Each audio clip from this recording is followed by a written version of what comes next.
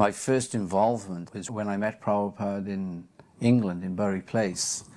I was a very young, very new devotee, and I was all freshened up, ready to go into the evening artik, and Prabhupada wanted to see me. So I went up to his room. I was feeling very, very nervous, and Prabhupada says, I want you to go to Vrindavan to help build a temple. We want to build a Krishna Balaram temple. So I went with a devotee called Smarahari. We came to India on a one-way ticket. We arrived in Vrindavan. Smarahari went to Mayapur to serve there. I stayed on in Vrindavan. And things were very slow in the beginning. There were no funds. There was not even a concept for the temple, no design, and of course, the key ingredient, no cement. So you'd think, well, how is it going to happen? How is Krishna going to help us fulfill Prabhupada's desire? So Guru Kripa Maharaj, he was given the task of going to Japan with his collecting party, the Namhata. And they would work very, very, very hard and bring a lot of money back to Prabhupada. And that was the beginning of real progress in the building of the Krishna Balaram Mandir. As the opening was approaching, Prabhupada was on top of every detail that was going on. And he put what he considered all his best men in charge of all the different areas. They were all his GBCs. And they were all the different administrators at that temple in charge of prasadam distribution, greeting guests, cleaning the temple, whatever it was. They were just his assistants. And of course this was Vrindavan, so Prabhupada wanted everything done first class. And I remember him ringing the bell so many times during the day to get this GBC, get this one, get that one, going back, and he would be checking up to make sure that they were doing everything properly. And even receiving all of his disciples. There was nothing that escaped Prabhupada's vision, his perception. I remember him saying that all the devotees, they have to have nice facility to stay. They should have this to eat. They have to have cow's milk, not buffalo milk. I mean, every detail Prabhupada covered. It wasn't just the installation ceremony. That also, he was taking care of that, but it was all the different details. He was always giving us the guidance, but it was clear that Vrindavan was his temple. He wanted to make that statement. It was very important that everything was done properly in Vrindavan. We had gotten local Brahmins to install the deities because Prabhupada said that without them doing it, people wouldn't think the deities were really installed. This is Prabhupada at the installation. So at one point in the ceremony they had to bring Prabhupada out. I guess he was the yajamana, the sponsor of the sacrifice, and he had to participate in some of the rituals. You just notice how Prabhupada sits here quite, I don't know what to say, submissively enduring the ritual of the Brahmanas. He also ordered that there would be a 24-hour kirtan, and he told the devotees that the kirtan is actually installing the deities. But they're quite elaborate, the rituals. You see how they do their coconuts up the real style. Pradyumna was busy taking notes. I've never seen a person draw something without having to erase anything. And I remember him, Surabi, he had these pencils in his pocket. And he said to me one morning, Gunanava, he says, I'm going to do the artist's conception. I'm going to draw the Krishna Balaram Mandir for the first time. I remember we were staying in these little straw-roofed huts, very, very humble dwellings. And he had a desk and a drawing board, and had an A3 sketch pad. And he opened it up and he started sketching. And his pencil never stopped. He didn't rub anything out, and it just manifested on this paper. And when he showed Srila Prabhupada that design, Srila Prabhupada beamed. I was in the room. Srila Prabhupada said, "This is wonderful." And he was so proud of it, and he was showing some guests that were also there in the room. He said, "Oh, this is going to be the Krishna Balaram Mandir." Prabhupada was responsible for everything, and he pushed everyone to do as much as they could do, and sometimes beyond our own limits. And I remember Sarabi, who was, in charge of it all, had to undergo a lot of chastisement. I would be getting Sarabi so many times towards the end of it, the last week, and I don't know how much sleep he was getting. I know it wasn't very much. When Prabhupada would say, "Call Sarabi," and he would tell him that this was wrong and that was wrong, and it was very intense. In all those 2 years that all these temples were built, 2 or 3 years, there was always this pressure on time. It had to be done quickly. Everything had to be done so fast. And there was always delays, and that was a kind of a disappointment. I really did my best. I tried my best. And I think at times there was like an ego thing in me that I would feel that it couldn't be faster, but I could see that Prabhupada disagreed with me. And these were like moments that you probably make a lot of spiritual advancement, because you really got to face yourself. You're going to accept the fact that no, it is too slow, even though I could have had millions of reasons why, including there was no money, including the electricity went down, there were blackouts, whatever I would come up with. It just would not register. And Prabhupada, he would not accept that.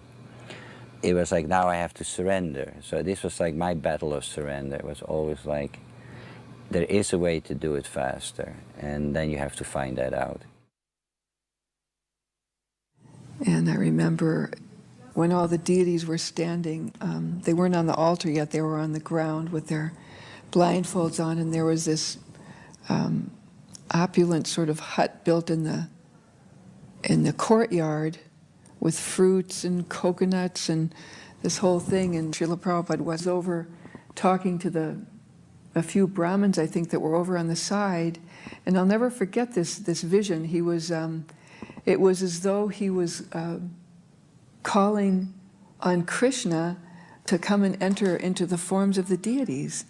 And there was this stream of light just coming down, and his hands were up like this, and the other people were just standing there with their palms folded, and he was saying something. I couldn't hear him because I was on the other side, but I saw that beautiful vision, and then they continued with the installation of the deities. I went to Jaipur where the deities were being carved, and I supervised the carving of the deities, especially Prabhupada, because the carvers, they were working from photographs, often not very good. And so the man who was carving Prabhupada was having a really hard time. He was so frustrated because I kept trying to show him things and point out certain things on the photograph of Prabhupada, and they had to actually redo the whole carving at one point because some spot came up on Prabhupada's head. The sculptor finally said, "Now you do it," and he left. Because I watched him, so I kind of started learning a little bit. So I took over for a little while. Finally, the day came when all the deities were finished. And I brought the deities to Vrindavan on a train, and then a tanga, and then I took a rickshaw. This was like early in the morning, 3 a.m. or something. Just as I started entering the outskirts of Vrindavan, with all the deities in their crates, all the peacocks started crying. The hair on my head stood up from that sound. It was an amazing experience. Nothing would stand in Prabhupada's way. This temple had to open as soon as possible. And there were many obstructions. You live in Vrindavan, you try and get things done. Everything's magnified 100 times. So if there's an obstruction, it's a big one. It's 100 times more obstructive than anywhere else in the world. But finally, through great endeavor, the day arrived.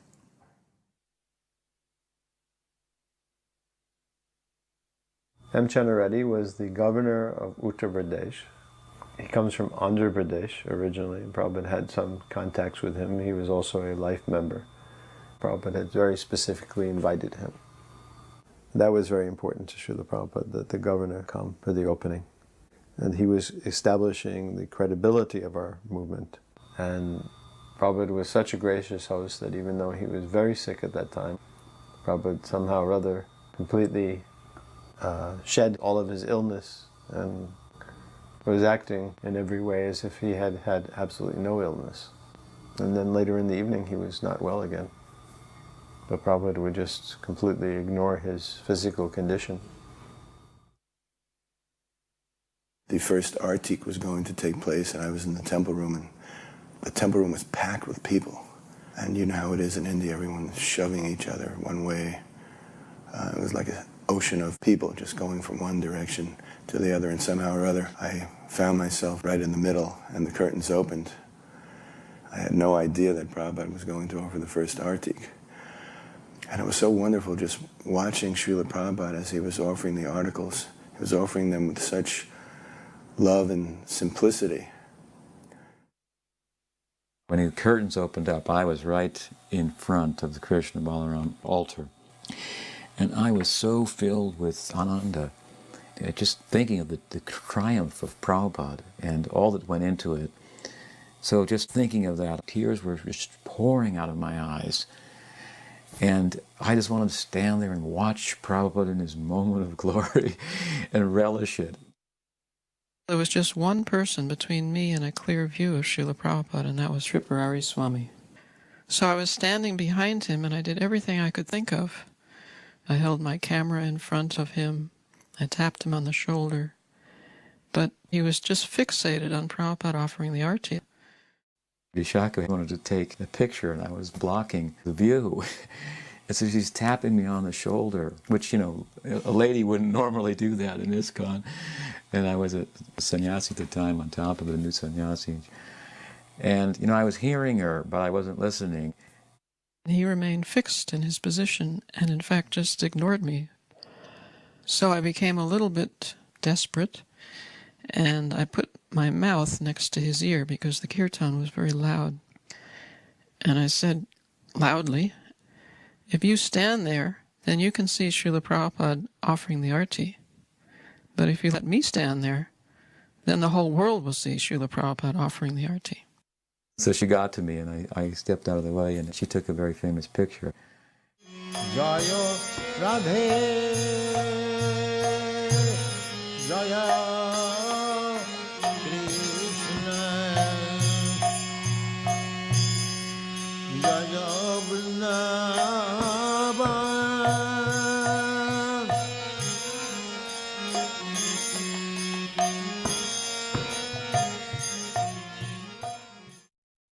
There's one part towards the end of the artic, he's offering the peacock fan. And as he looks out to offer it to the devotees, the smile on his face is unbelievable. It was like one who'd conquered the earth.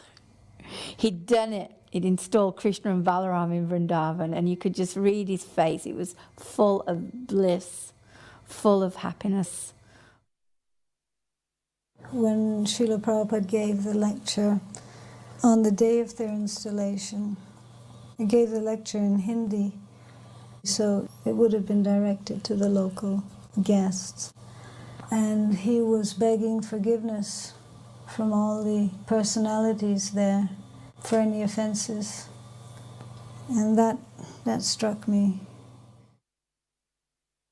There were days of speeches by different godbrothers and learned men of Vrindavan. In particular, I remember there was one speech given by Nisringa Vallabha Goswami, where Nisringa Vallabha Goswami gave extensive scriptural evidence of how persons who were not members of the Vedic culture could be elevated to the platform of Brahmins and Vaishnavas.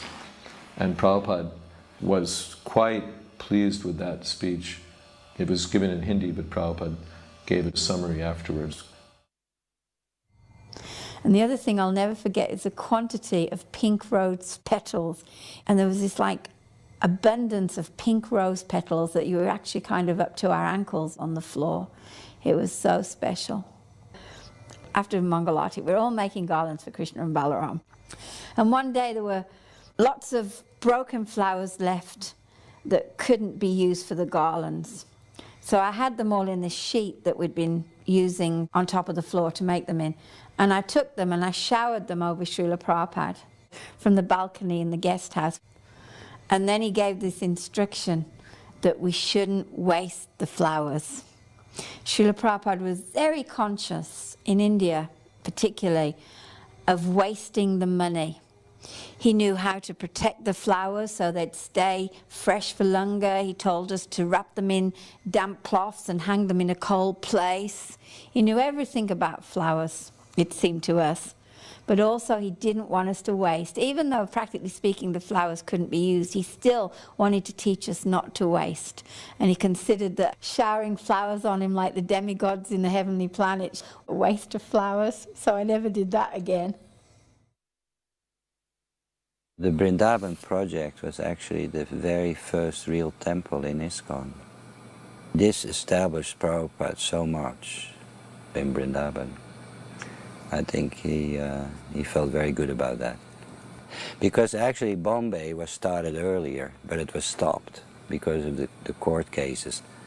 And I think at that time he was trying to get Bombay first. And then everything was blocked there. And Mayapur was a long-term project. It wasn't so urgent. And then Vrindavan became priority. So it only took about 2 years to build Vrindavan. Less than 2 years. Most ashrams and temples, they went very slow. When money came there, they would build something. And ours went very fast, very quickly done. And that was the same in Bombay, actually. Of course, Vrindavan had beautiful buildings, very classic buildings, but the standards were not very high in most of them. They were sort of run down a little bit. They were dark inside, and they didn't have much life, actually. And then this one was just so clean and fresh and lively, and there was just, everything was beautiful in there. And that's what people felt also when they would come to the temple. It sort of woke up Vrindavan. There was a parade, quite an elaborate procession through the streets of Vrindavan. There was an elephant, there was a Shehnai band, and all the devotees doing kirtan. It was quite a commotion with all of this procession going through. Prabhupada seemed to be very beaming and happy. He was walking at the head of the procession, and which now that I think of it, must have been quite funny for people who knew him from before. And here he is with an elephant, a Shehnai band, and all these Western disciples walking through the streets where he had walked so many times as a sadhu. And we walked quite a ways. It seemed like a very, very long walk through the city. The procession, it was like something out of the Bhagavatam. Decorated cows and bulls, brass bands, drums, kirtan parties, thousands of people. Residents came out of their homes, their businesses, as Prabhupada walked by offering him water, flowers, and similar gifts. I remember that day I heard that Prabhupada wasn't well. The devotees wanted him to sit on a palanquin. It was a very long procession, but he refused. He walked the whole way. They had a Rath, because that's the tradition. There's a Rath, and the spiritual master rides on the Rath, and then there's a procession. And there were hundreds of devotees. And at one point, Prabhupada decided he wanted to get off the Rath and walk with us. So when he did that, everyone just wanted to come and touch Prabhupada's feet at the same time, especially the Indian-bodied people who had come to the festival. So immediately, I think it was Tamal Krishna Maharaj, he was there. He organized us into human chains. We locked arms on either side of Prabhupada. So we went along the procession like that, keeping people from, crushing Prabhupada. During that procession, at times we would be farther away from Prabhupada, and at times we would be closer to Prabhupada. The farther away you got from Prabhupada, it was like being in a hurricane. It was just chaos. And as we came closer to Prabhupada, it got calmer and calmer and calmer until when we were right next to Prabhupada, it was like we were in the eye of a hurricane. I mean, it was so calm and serene, and Prabhupada was just emanating this ecstasy. And it was a stark realization, the consciousness that the empowered pure devotee had. He could change the atmosphere, not just in a room where everything was organized perfectly, but he could change the atmosphere anywhere. Prabhupada designed Krishna and Balaram deities, the mudra. He made a drawing, gave it to Bhardraj to have it made in Jaipur. There's no Krishna Balaram deity like this, with Balaram resting his arm on Krishna's shoulders. There's no deity like that. Prabhupada made that design. And then he would joke about it. Who is stronger, Krishna or Balaram? Bala means strength. He's the strong one. And everyone would say, Balaram. And then Prabhupada said, then why Balaram is resting on Krishna? This means Krishna is stronger. So the bank was right under the guest house. That's actually where Prabhupada's room is now, where we have Bhagavad Gita class. They opened a bank, and all the devotees crowded in, and Prabhupada was inside, and he was inaugurating the bank. And he told this joke. I was craning through the little screen window to hear what he was saying. He said, so one man heard that money attracts money. So he went into the bank and he put his money on the counter. And the teller took his money and put it in the till and said, yes, can I help you? And the man said, well, I heard that money attracts money. So I put my money there. And he said, yes, but our money has attracted your money. And Prabhupada laughed, and everyone laughed. And that was his joke that he told.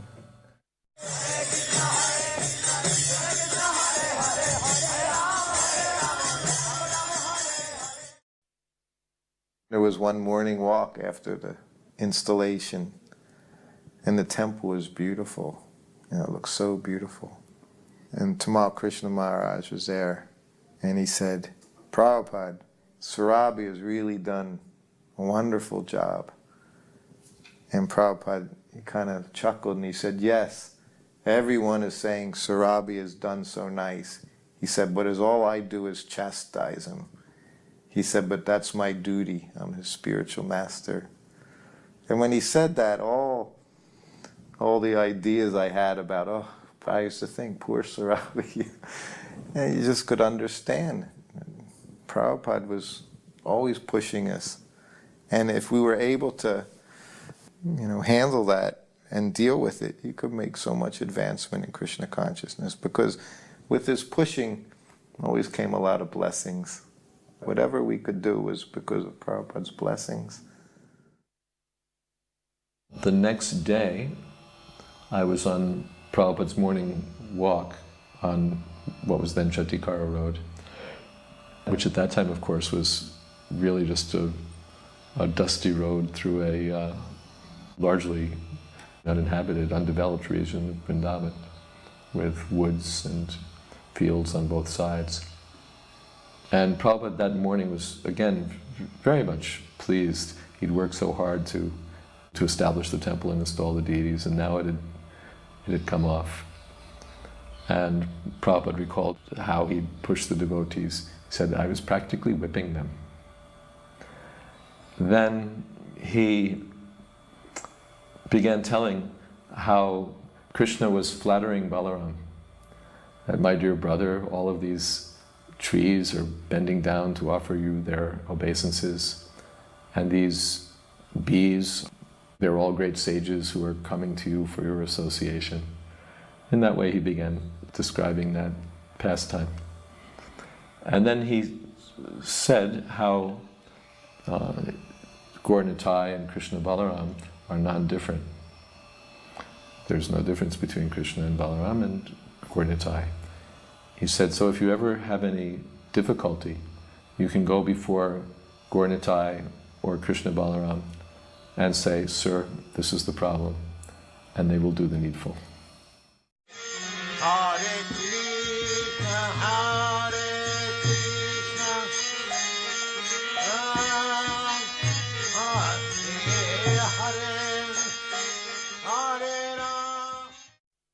It was just a wonderful victory for Prabhupada, the opening of the Krishna Balaram temple, a great triumph over many obstacles. In all of the temples in India, the principal temples that Prabhupada opened, Mayapur, Vrindavan, and Bombay, he struggled. In Mayapur, he struggled with his own godbrothers.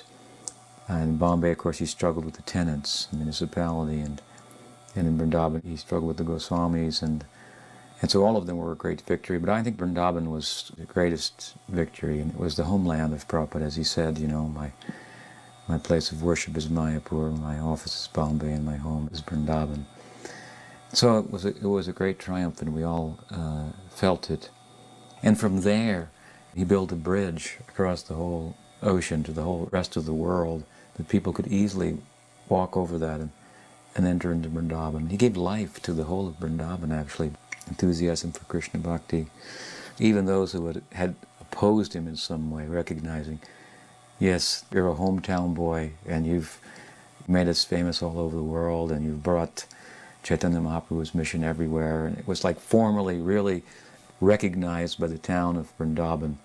I remember at the time there were 6 Brahmin boys that were initiated from Brahmin families in the Braj. It was a big thing for a Brahmin boy to be initiated by Prabhupada and be in a movement where they would eat chapatis cooked by persons born in the West and so forth. It was a huge triumph for Vaishnavism over religion, you know, experiential, spiritual life over religion, Vaishnavism over Brahmanism. One of the causes that Prabhupada championed his whole life. We were on the list for second initiation in Vrindavan. So that was very exciting, because the first initiation that we had in Los Angeles, Srila Prabhupada wasn't able to be there, and we were initiated by his older disciples on his behalf at the time. But this time we were getting personally second initiation from Srila Prabhupada, so that was very exciting. We had the ceremony, and then we lined up outside his quarters and were to go in one by one to get the Gayatri Mantra.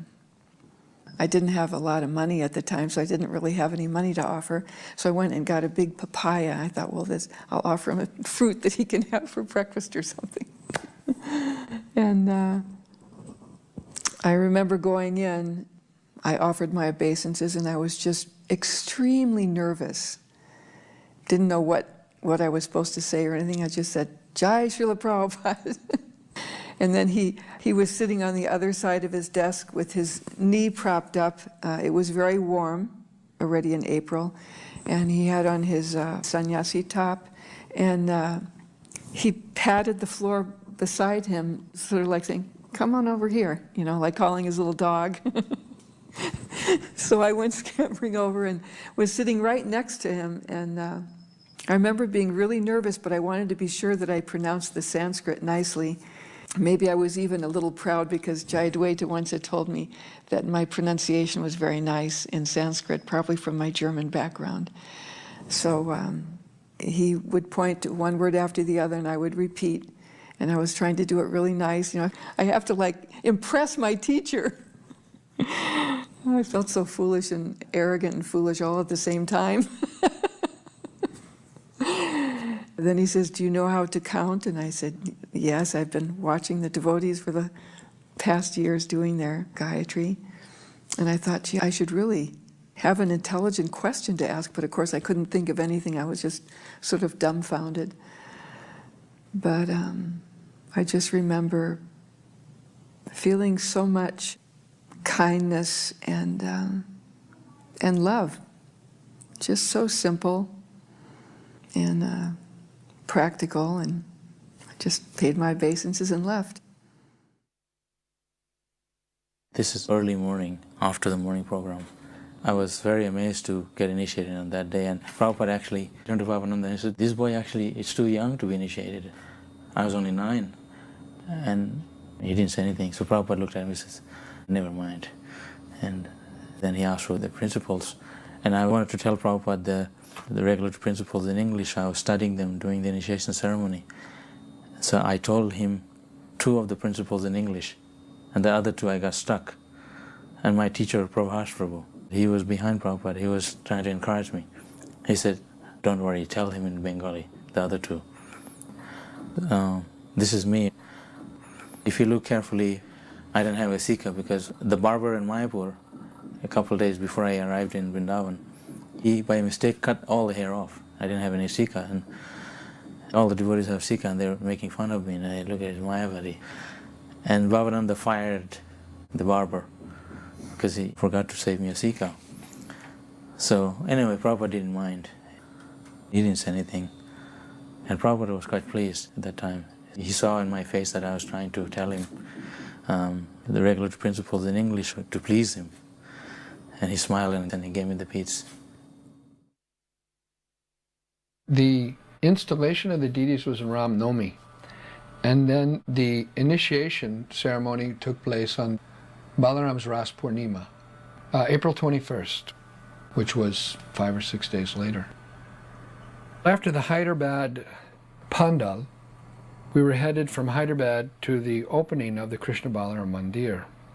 And a whole bogie was reserved for the devotees, so it was all just devotees in the train. And there was one Indian sadhu sitting on his suitcase by the bathroom. And he didn't really mix with any of the other devotees. Mostly they were just Western devotees, a few Indian devotees like Haridas. And I was really wondering whether he was part of our group or not. He was very quiet and very patiently sat on his suitcase by the bathroom the whole way to Vrindavan. And then during the festival, although there was a moratorium on sannyas, the devotees had gone to Srila Prabhupada and asked if Tripurari could take sannyas. And Prabhupada said yes. And they said when? And he said, well, he can take now. So along with Tripurari, one other devotee took sannyas, and his name was Gaur Govinda.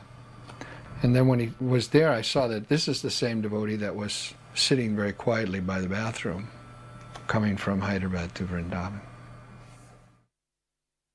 I was serving at the Montreal Temple, Canada, and there was a lot of devotees going to India, and before we left, I went back home to Los Angeles where my parents lived to give them a visit. And as I was leaving there, my mother asked me, out of the blue, she said, is there something I can give to you to take to your spiritual master? And I was really taken aback by that question, and I went, oh, that's so nice. And I said, I don't know. What would you like to give him? And she said, I could make him some guava jam, because we had fruit trees at the property. So I told her that would be really nice. And so she made the guava jam, and she wrote on there for Srila Prabhupada. And when I was in Vrindavan, I went up to Srila Prabhupada's quarters and handed it through to one of his servants. And that was that. And then I found out for 2 days the Prabhupada servant was looking for me. He had remembered what I looked like, but he didn't know my name. Finally, he found me, and he said that Srila Prabhupada really loved the jam, and he wanted my mother's name and address because Srila Prabhupada wanted to write her a thank you letter. There it was. I mean, all these devotees, huge event, the opening of the temple, the installation of the deities, and Srila Prabhupada was so concerned to write a thank you letter. So my parents received a letter from Srila Prabhupada, and he was thanking my mom so nicely for this guava jam. And he told her that it was his favorite jam and that his mother used to make guava jam for him. And then he went on to say that, do not worry about your daughter. I am taking care of her. She is nicely engaged in the Lord's service. It was just a really sweet letter. It's just so amazing that Srila Prabhupada took that time to recognize just that little gift from my mother in amongst so much activity going on and so many devotees. Well, here Prabhupada's giving Bhagavad Gita class. He actually wanted Bhagavad Gita class to be held in the courtyard. And there was one Indian joined, his name was Prem Yogi. And he told him that he should give class in Hindi every evening. Then there was also an Indian couple, Pranav and his wife, Vanamali. And he told him that he should also give Hindi class and his wife should sing bhajans. But then Pranav said, actually, my wife is more intelligent than me, better that she gives the class. She speaks from Bhagavad Gita. And Prabhupada said, that's all right. If she can do that, she can give the class. Now these people here, these are students from Nepal. And Prabhupada wanted them to chant the Purusha Sukta every day. And this is the Hindi teacher. Prabhupada wanted us to learn Hindi. One morning I tried to demonstrate my Hindi. So I said, Prabhupada, I'm learning from this teacher. And he said, so what have you learned? I said, Ek balak jata hai, which means one boy is walking. Then Prabhupada said, you know how to say in Hindi, 2 boys are walking? I said, no. And then he laughed. He said, you'll never learn Hindi. So I took that as an instruction. This tree was a place of pilgrimage for Gaudiya Vaishnavas. Long before the Krishna Balaram Mandir was constructed in Vrindavan, in the early 1970s, there were purported to be very few tamal trees in Vrindavan, one at Rasatali and one at the Samadhi of Rupa Goswami and Radha Damodar. So when Srila Prabhupada noted that the land had a tamal tree on it, he was very, very pleased. There's an interesting pastime about this tree. Long before Srila Prabhupada sat under this tree, as we're witnessing in this footage, he envisioned himself sitting under this tree and looking at the deities of Krishna Balaram. He said, we'll have kirtan under this tree. And he said this tree should be worshipped. And the soil under the tree, a teaspoon of it should be taken and mixed with sand and water from the Yamuna River. And then with a coconut husk, you should clean the arti paraphernalia in our temple with this holy substance. This is a very sacred place for us. And let us pray that not only now, but in the future, Srila Prabhupada's wish will be fulfilled and Gaudiya Vaishnavas will be able to worship this sacred tree in this sacred location for many, many more years to come.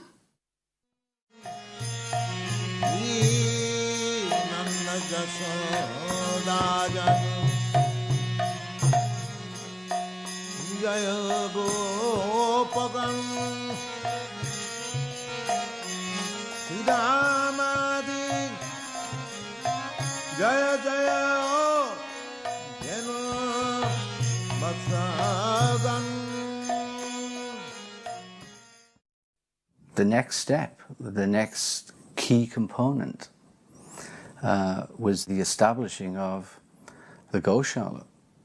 Krishna Balaram now needs to drink milk. Just like they did 5,000 years ago when they were herding Nanda Maharaj's 100,000 cows. So Prabhupada called me into his room and he says, I'd like you to establish a Goshala. Krishna Balaram need milk and my disciples need to maintain health and vitality. Because in those days in Vrindavan, basically the milk that we were drinking was either watered down buffalo milk or very watered down, God knows what, milk. So that was important. So what do? Prabhupada has told me to start a Goshala. I didn't have any money. I didn't really know how to begin. So I had a Seiko watch on my wrist.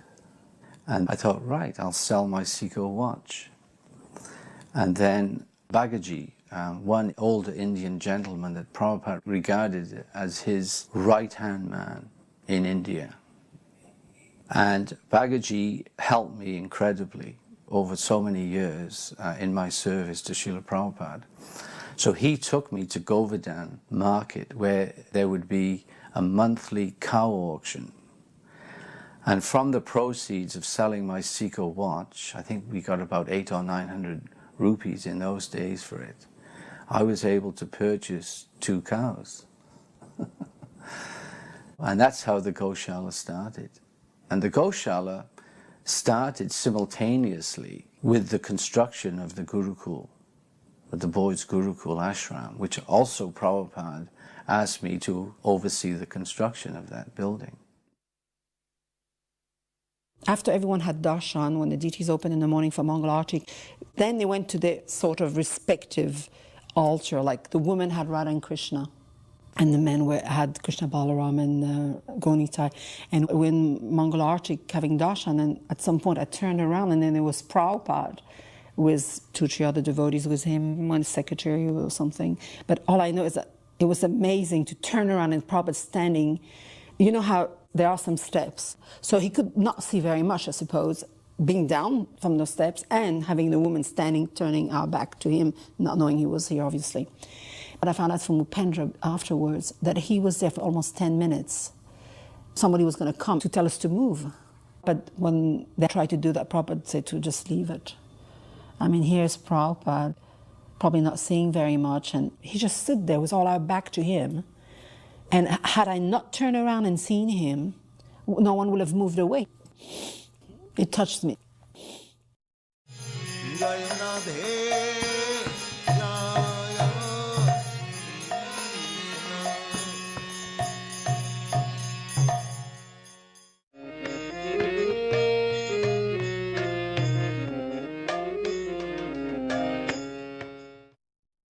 Prabhupada was invited to this convention of sadhus. So we all went. Of course, the whole thing was in Hindi. The first order of business, out of respect for Prabhupada, they voted Prabhupada to be the president of the convention. Of course, everyone had a chance to speak, but that also meant that the president would speak last. So Prabhupada had to sit. The Mona people, you know, who don't speak, they use chalkboards to write. And the Jains with their mouths covered. And then all the Mayavadis and the yogis and Paramahansas. And I mean, everyone, they were talking. And Prabhupada, I don't know how he sat through all of this stuff. And then finally, at the end, they asked Prabhupada to speak. And Prabhupada, he spoke in Hindi, but he was so animated, and he was quoting shlokas, and you could tell he was giving them the sauce. And from the shlokas, we could understand Bhagavatam kicks out cheating religion. They were all quiet; they couldn't say anything.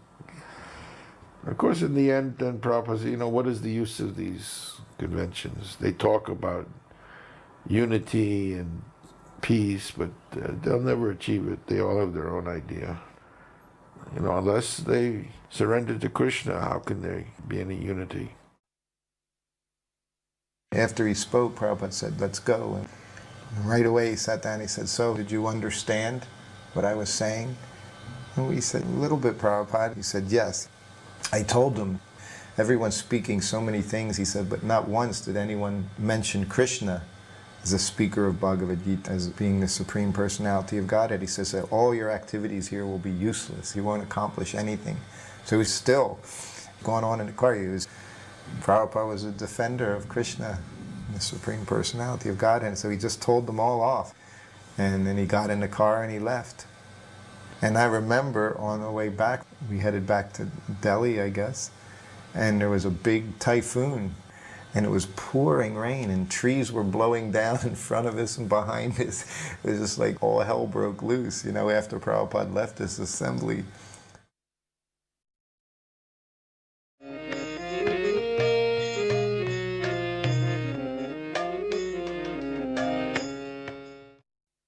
Towards the end of the Darshan Delhi temple, he sat next to his harmonium and played a few melodies of the Hare Krishna mantra and chanted. And then he pushed the harmonium away and he said, this is the way to please Krishna, to chant the Hare Krishna mantra in different melodies. During Srimad Bhagavatam class, in that lecture he was talking about hogs, dogs, camels and asses. And my parents came to that particular lecture. And my father's response after that was, he said, what kind of lecture was that? He was just talking about hogs, dogs, camels and asses. And Prabhupada gave us just what we needed to hear. But we're not always willing to accept. But it was very interesting. He was talking about Grihamedi life and hogs, dogs, camels and asses. No Radhe Radhe or intimate pastimes or anything like that. When you look back now, it's so much clearer, you know, how his preaching was medicinal on the level that we needed to hear these things, and we still need to hear these things. He's giving the right medicine, the right dose at the right time. Not like a quack who give you something that you like to take, but doesn't actually do the job.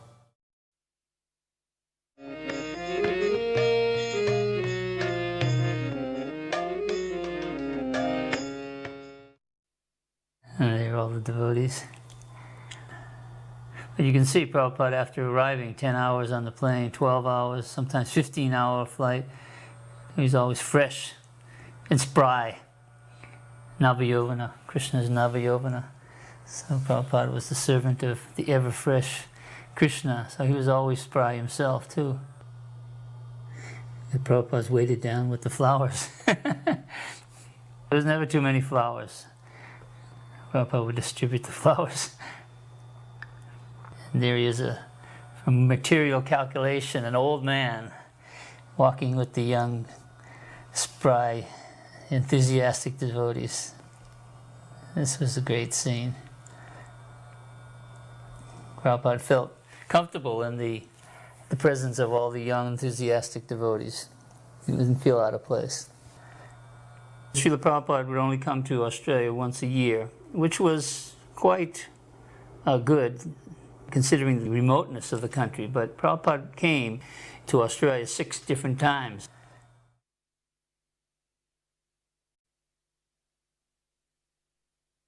This is a good picture. On the right is the temple, and on the left is the Prabhupada house. Beautiful yellow and white. We painted the whole house.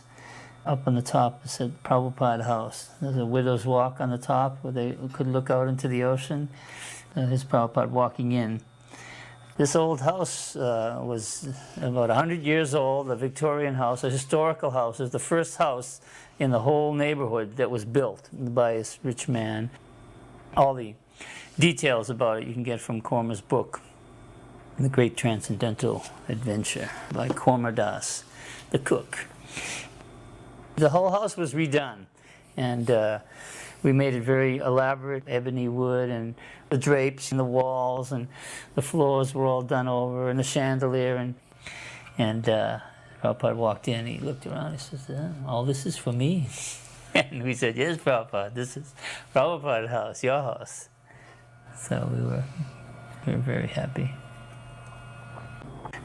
But before this time, we had always been operating out of small houses and storefronts, and the devotees collecting in the streets and enduring a lot of different hardships, distributing Srila Prabhupada's books. So moving into this new temple and inviting people was the crowning glory of all their efforts. And it was a time of great pride for the devotees to showcase their spiritual master in such a beautiful setting and such a relaxed atmosphere. And this marked a great historic time in Australia Yatra. When Prabhupada came back and they took him up to his room, and so I went up there and brought this beautiful silver bowl with these peanuts and spiced rice bubbles in it. And I came in and put it down before Prabhupada and paid my obeisances. And then Prabhupada took out his Gayatri thread and started chanting his Gayatri. So all the other big Brahmins in the room brought out their Gayatri threads and sat there like this. And then after a very short time, Prabhupada finished chanting his Gayatri. Everyone else still had their, sacred thread hooked around their thumbs. So Prabhupada reached into this bowl of these spiced rice bubbles, picked up a little bit and handed it to the nearest Brahmin who still had his thumb hooked around this Gayatri thread. And what a dilemma. So all the devotees immediately stopped chanting their Gayatri, put their hands out and accepted what Prabhupada was offering them. I've later found out from Srila Kirti's book, this was a fairly common occurrence, that Prabhupada chanted his Gayatri very quickly. So one by one the devotees got up and left the room, and I was still sitting there alone with Prabhupada. And he asked me what my service is. I said, Prabhupada, I do cooking and deity worship. He said, oh, that is very nice.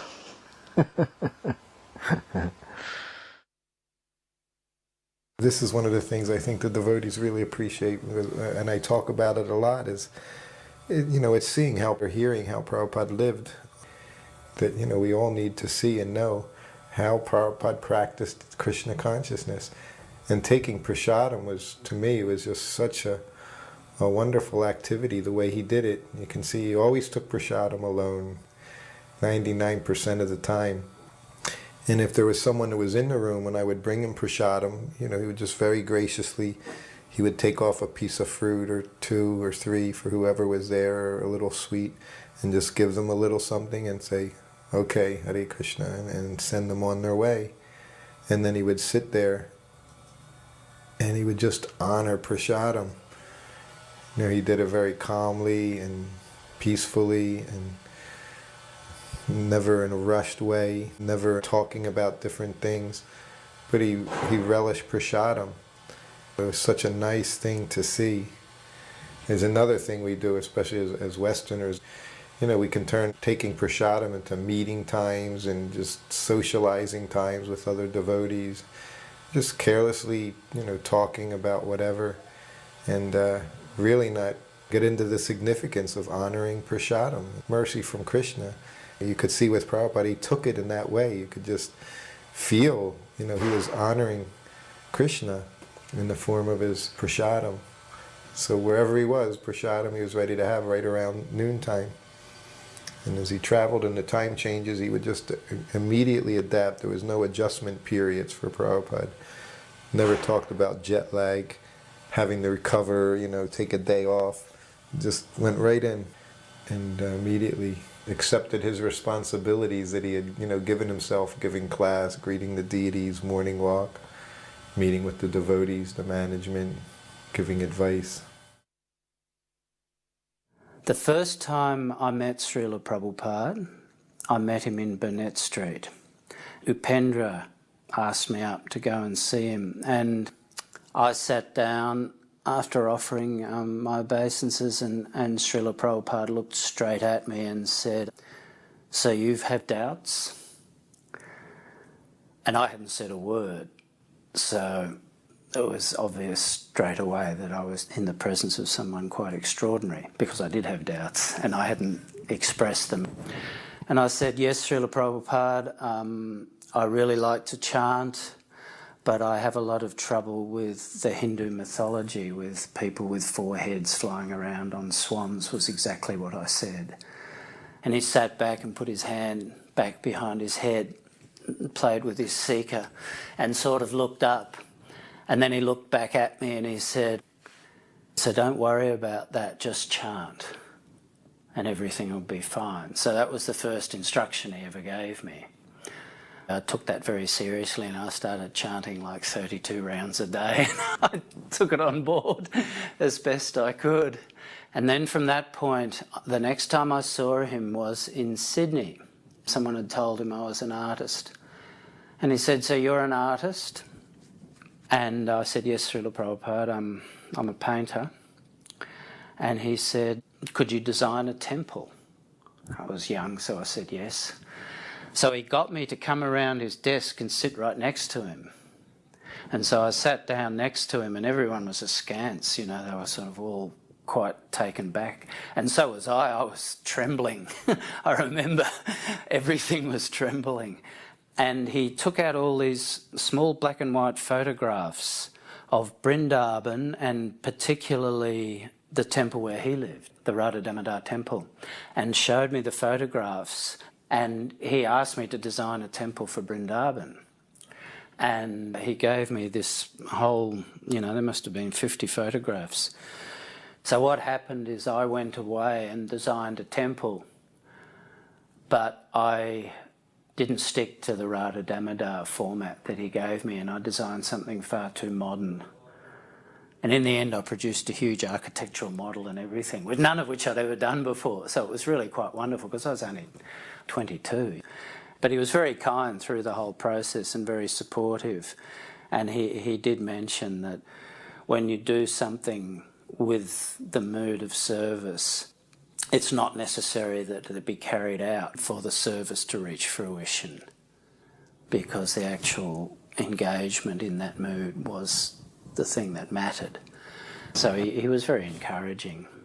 The only reason I wanted to share all that is that I had a lot to do with the design of Burnett Street, and I had a bit to do with this as well, the current Melbourne Temple. During that time there was a lot of petty divisions within the movement, and people were very concerned about whether you lived in or out of the temple and all of that sort of thing. And it was all very understandable, because people were very young, trying to find their feet in something that was way beyond their understanding. At that stage I had reasonably long hair, and I'll never forget this, because I did a painting which is now in Srila Prabhupada's room in the Melbourne Temple here. And the painting is of Radha and Krishna with a peacock behind them. And I bought the painting in to give to Srila Prabhupada. It's 4 feet square and quite a heavy thing. And all the devotees were there, and Srila Prabhupada came out into the hallway, and he saw the painting and he said, "Oh, what is this?" And I said, "Oh, it's a painting I've done for you, Srila Prabhupada." And he smiled, and then he looked at my hair and he said, "So what is this?"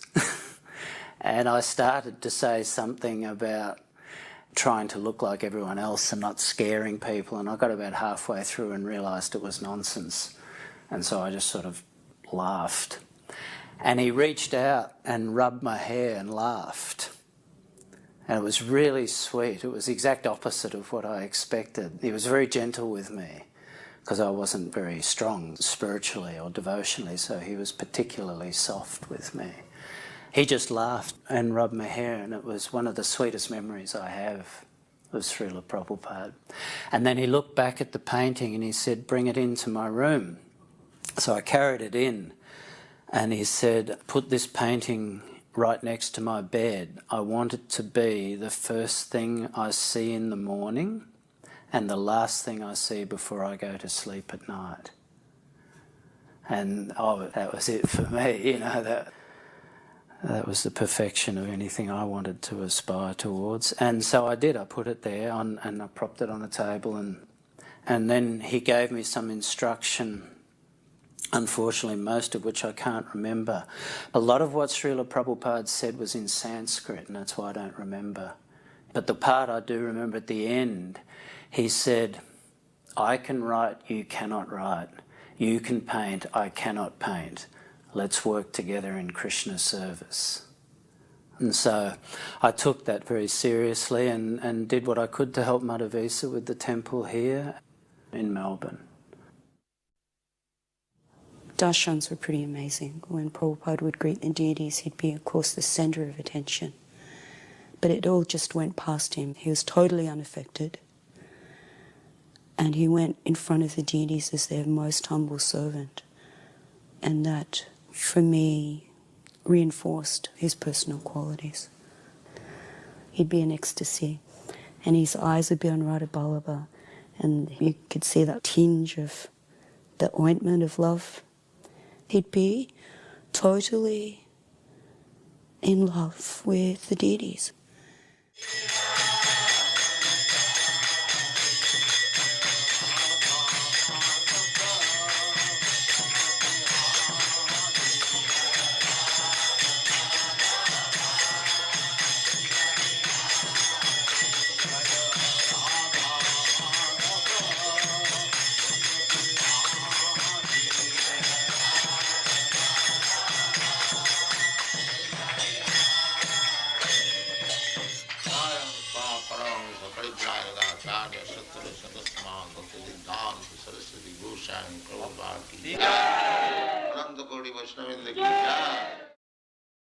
Srila Prabhupada's lectures at the Melbourne Temple were actually held in the evening. Normally Prabhupada's Bhagavatam classes were held in the mornings, but on the advice of Madhavisa Swami, with whom he always took counsel, he had a lot of respect for Madhavisa Swami, and Madhavisa had suggested that we'd get more guests along to the temple in the evening time. So Prabhupada, with a slight movement of his head and a smile, he agreed to Madhavisa that yes, definitely we'll do that. So Prabhupada would take his morning walks at the Botanic Gardens, as he always loved to do. It was one of his favourite places to walk, he said. And then he'd come back to the temple. There would be greeting of the deities, and then Guru Puja, and then he'd return to his room, and we'd have the Bhagavatam class in the evening. During Srila Prabhupada's lecture, one devotee asked a question, and his question was that if a devotee is initiated as a Brahmin and he leaves Krishna consciousness, then isn't it appropriate that if he wants to come back, that he should be reduced to the level of a Sudra? It was a very theoretical kind of a question. And Srila Prabhupada cut him off quite quickly and said, "It is not for you to judge who is guilty and who is innocent." And then he tried again, and he rephrased, or he re-presented his question. It may have been that he didn't think that Srila Prabhupada understood his question, but he tried again to explain this point that somebody who leaves should be put in a lower position and then work their way back up. And Srila Prabhupada again cut him off, and then he commented afterwards that only the spiritual master knows who is actually guilty and who is innocent. And that really struck me quite deeply, that Srila Prabhupada was indicating that we can't see from the outside what are people's intentions and motives, so as to be able to judge them or degrade them, for their offences or their faults. Each evening, Srila Prabhupada will give a lecture, and a couple of the lectures he spoke on how society should be organised according to the Varnashram Dharma, and how it is the duty of the leaders of society to rule properly. So I was very impressed by these sort of lectures, because previously I'd been to university and I'd studied economics and politics, and I was interested in how society should be organised. Previously in 1974, after coming back from the Mayapur festival, some devotees in America, Balavanta Prabhu in particular, were running for Congress. So in elections in Australia, I was put up to be the representative of the Ngobwi Trust Party, the political party of the Hare Krishna movement. And from this, we got so much wonderful publicity, interviewed on so many of the leading current affair TV programs, on the Mike Willesee show, in Melbourne Tonight. And when I was on the Mike Willesee show, he asked me what our policy was. And I was explaining to him how we weren't so much interested in so many political ideologies, but actually we were more interested in the quality of the politician, of the morality of the politician. The politician should have good spiritual qualities, because in the past so many politicians were so corrupt and involved in so many different types of scandals and corruption, so they were of no good quality. One of our platforms was that if we got elected, we would close down the two bars in Parliament House where the politicians would go and they would drink so much alcohol. And then after deciding to have the vote, they would ring the bell so that all the politicians were forced to leave the bar and to leave their drinks and to go back into the house and make the vote. So we made a big point that so much legislation was passed in the parliament by intoxicated leaders. So we thought that this was actually quite disgusting. Our political platform was actually based on Harinam. We would go out and we would chant on the streets of Melbourne, and we would stop in a particular place and perform the kirtan. And of course, hundreds of people would come around. Then we would stop the kirtan and I would stand on a soapbox and get up and talk about the philosophy of Krishna consciousness. And we would talk for 3 or 4 minutes and everyone would listen, and I would finish and they would all clap in appreciation. Then we would continue chanting on down the street and stop at the next corner and get up and give another talk. So actually we went around the suburban streets where there were just houses, and we would have kirtan up and down the suburban streets. So in this way, not only we were participating in a political process, but it was all based on Harinam of Sri Chaitanya Mahaprabhu. So in that way, we were spreading Krishna consciousness. So as we engaged in the electoral campaign, we got quite a lot of publicity. And one evening we were on a show called Melbourne Tonight, which was a big variety show in Melbourne. And one man came to Australia, and his name was Arnold Schwarzenegger. And he had just won the title of Mr. Universe for the 2nd or 3rd time. And he was doing a tour of Australia, so he was a very smart guy.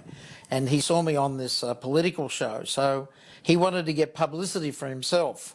So the next day he rang up and he suggested that we have a meeting together, and he could bring along a cameraman, and we would have publicity for him and publicity for the Hare Krishna political campaign. So we agreed to it. So the next day Arnold Schwarzenegger came and we met with him, and we had a big discussion, and we were explaining to him that we're not this body with the soul, but he was flexing his muscles and telling us how good and how big and how powerful he was. And he was fit and healthy, and we weren't fit and healthy because we were doing meditation. But we challenged him to come out on an 8-hour kirtan with us and see if he could keep up. You have to be very fit.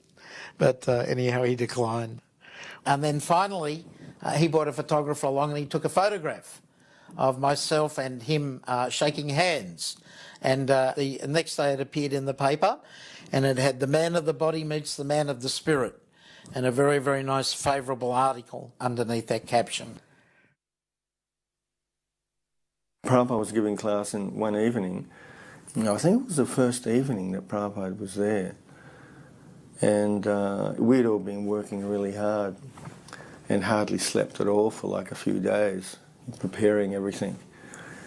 And so as Prabhupada started the class, I think more than half the devotees nodded off.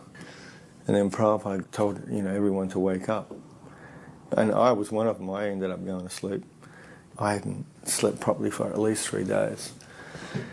So I tried even standing up, but I almost fell over. Anyway, Prabhupada for 2 or 3 times told everyone to wake up. And then after that, Prabhupada actually got quite heavy.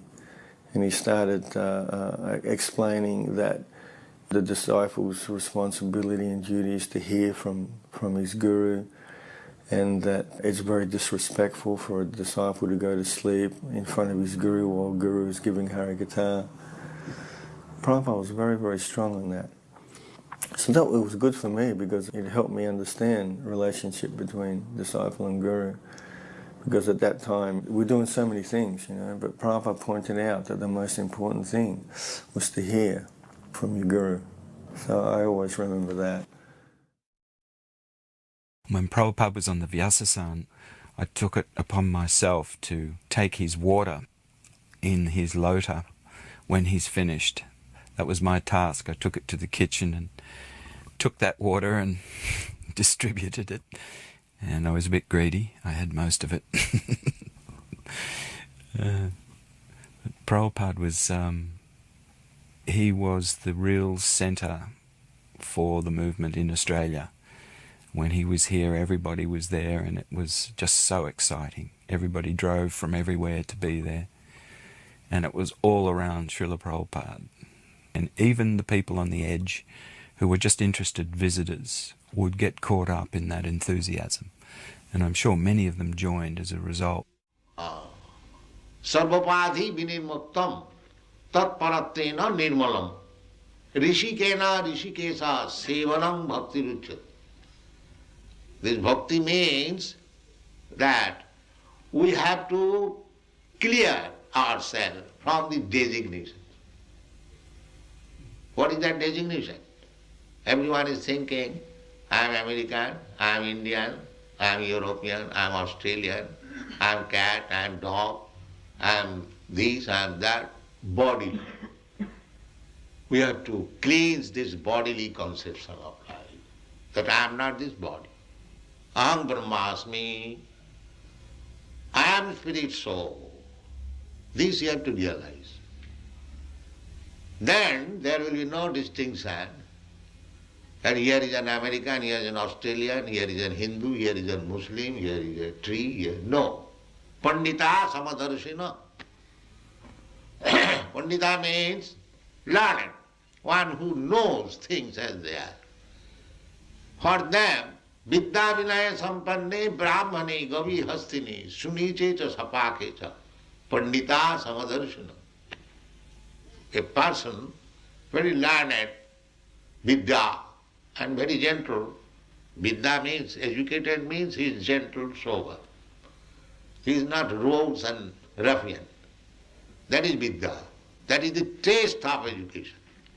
He must be very educated, sober and silent. That is called gentleman, in one word.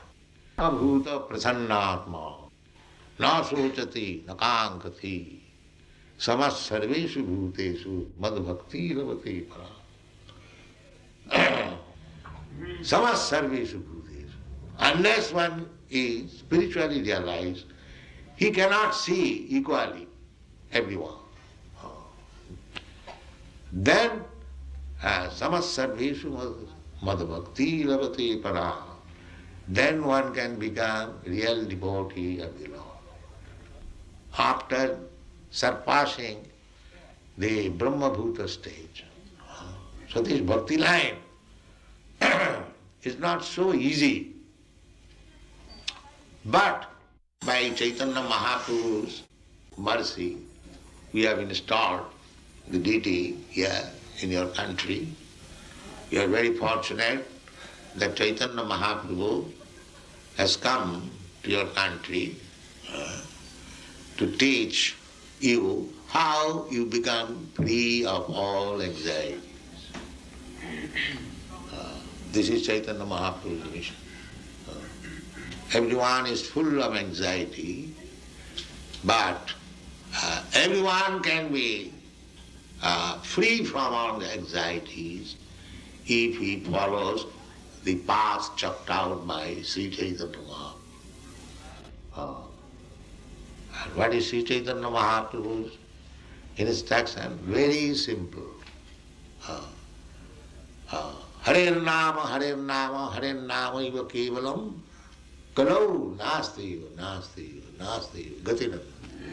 This is not Chaitanya Mahaprabhu's personal version. This is in the scripture, Vedic scripture. Beyond Naradiya Puran, this instruction is there. As people are followed in this age, the method also has been offered very simply. They cannot follow any strong or severe austerities. It is not possible. They have been recommended simply to chant the holy name of God. That's all. Anyone can do.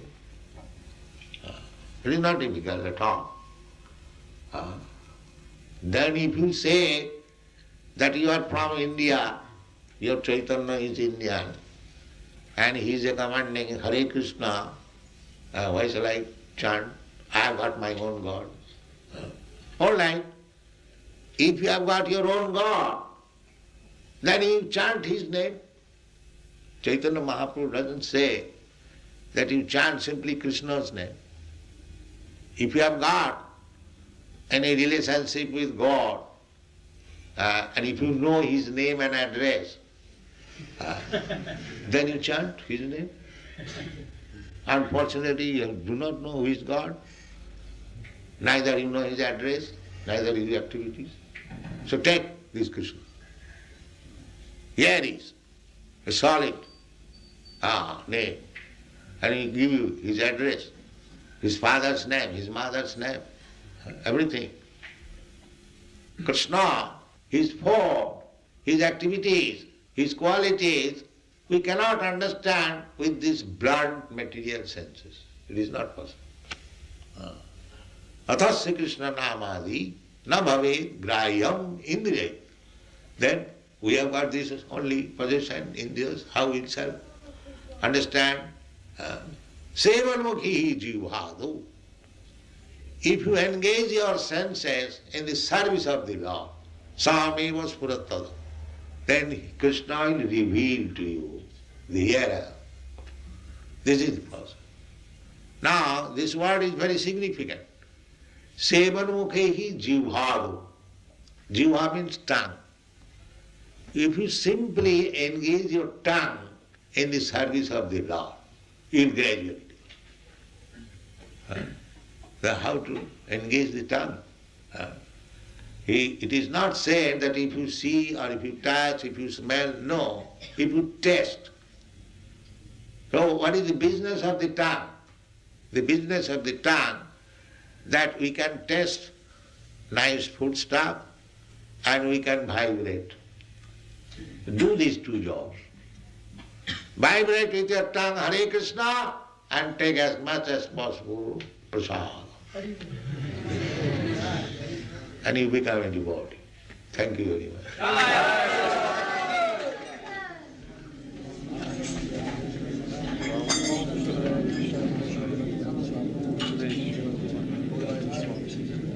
Any questions? If there are any questions, Test it. Make a trial. The temple is here. We are inviting. Come here. Do these two business. And our Madhurvisa Maharaj is ready to give you prasada and chance for dancing and singing. That's all. The kings were taught together. The whole universe. Does that mean all the worlds in the universe, or just this earth? you're just wondering how it was possible for one king to rule a whole world. Seems like it is very difficult. Nowadays we have so many leaders and they cannot manage. Forget that. Where you are thinking that you cannot rule over, therefore others cannot. You are thinking in your tongue. But that is possible. But that is not our field of activities. It is others, politics and... but let us, our business is how to improve our spiritual condition of life. Even if you don't rule over the world, it doesn't matter. So why you are anxious to rule over the world? It is not our business. You chant Hare Krishna and take prasad.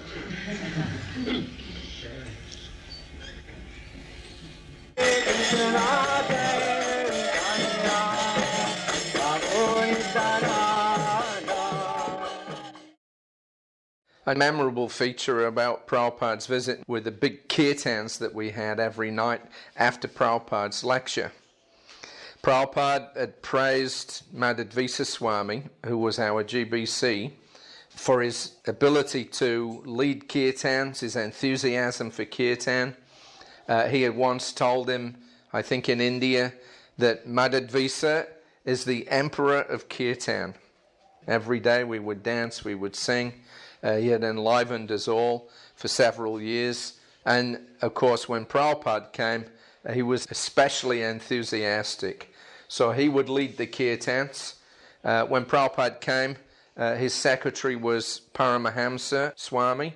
Paramahamsa, I remember, used to love playing the drum, really pounding away on it. And we would just all let loose. We would just dance up and down. We would let ourselves go.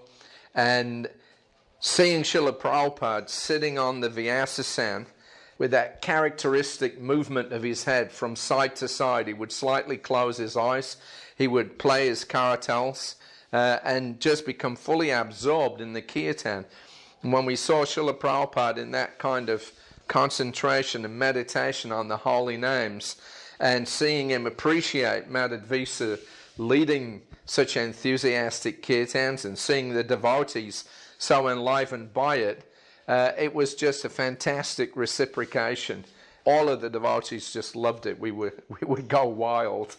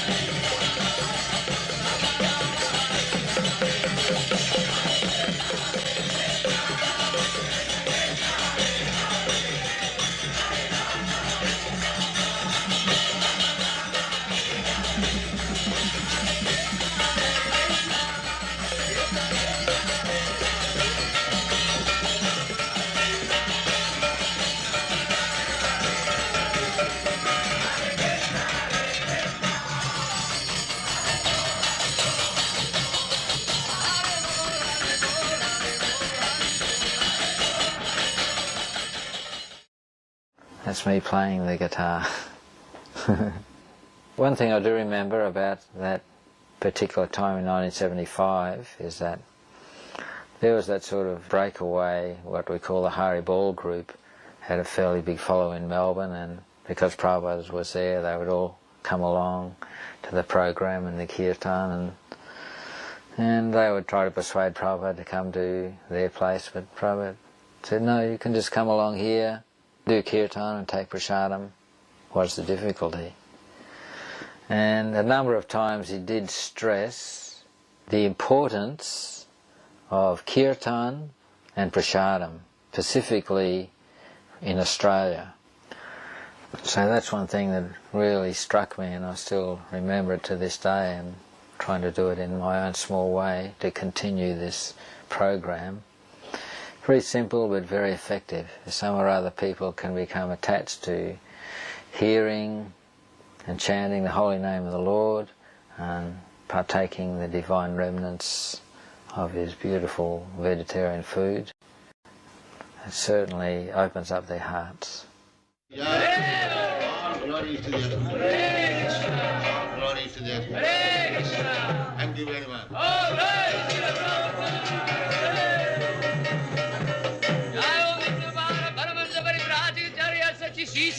Bhakti Vedanta Goswami Maharaj, Prabhupada ki jai!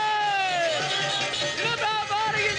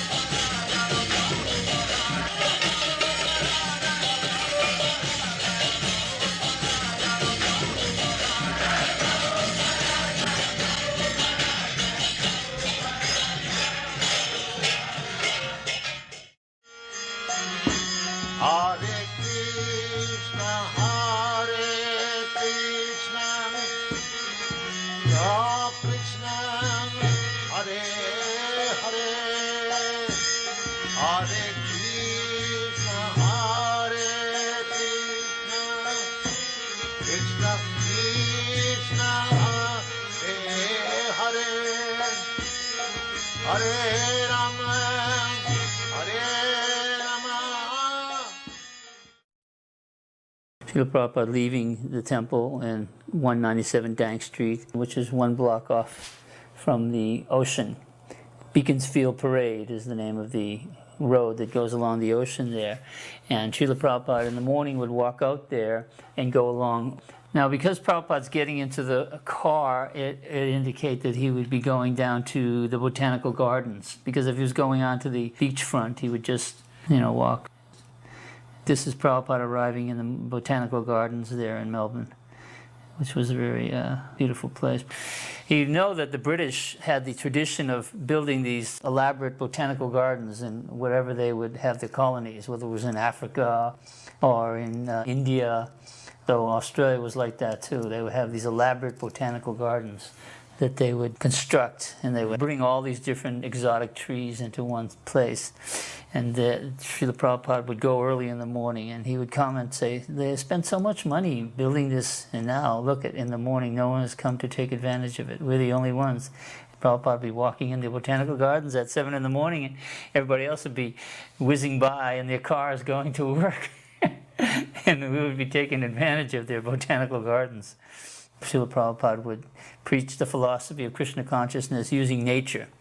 He would tell us many times that you can learn from nature.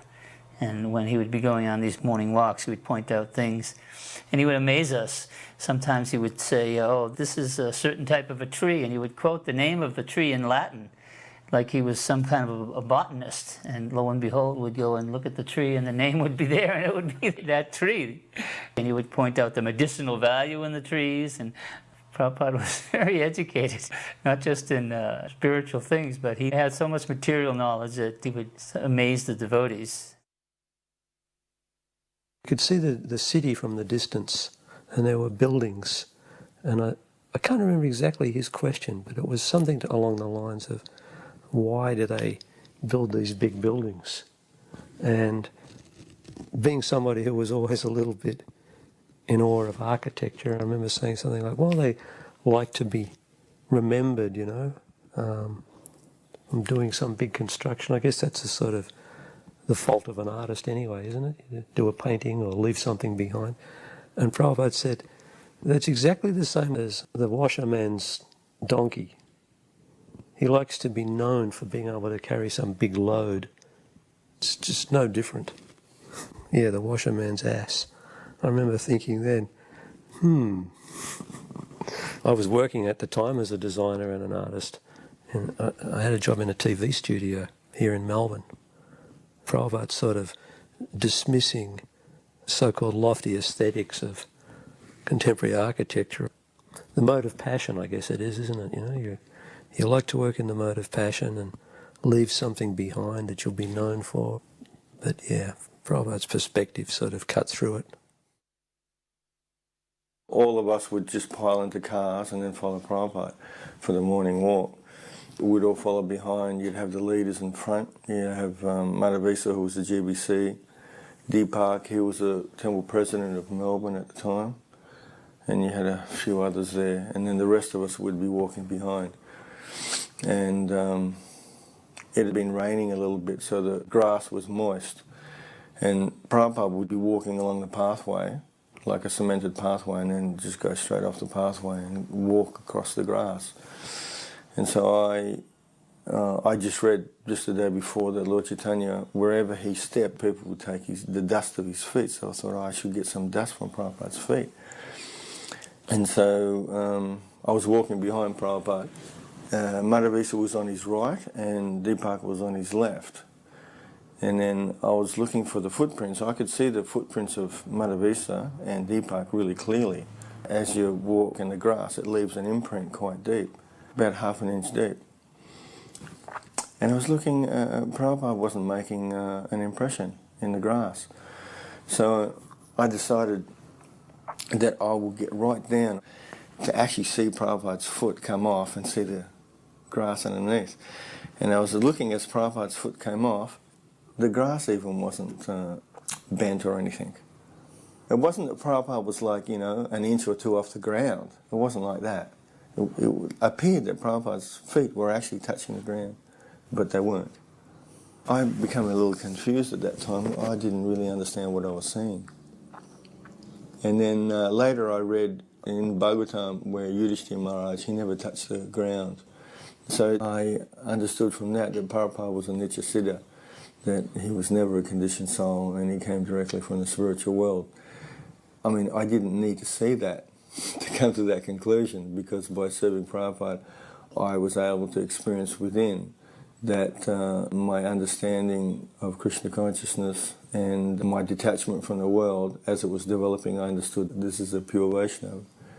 Because, you know, serving a materialist or ordinary person, these things don't happen in the heart. But that was really wonderful to see that.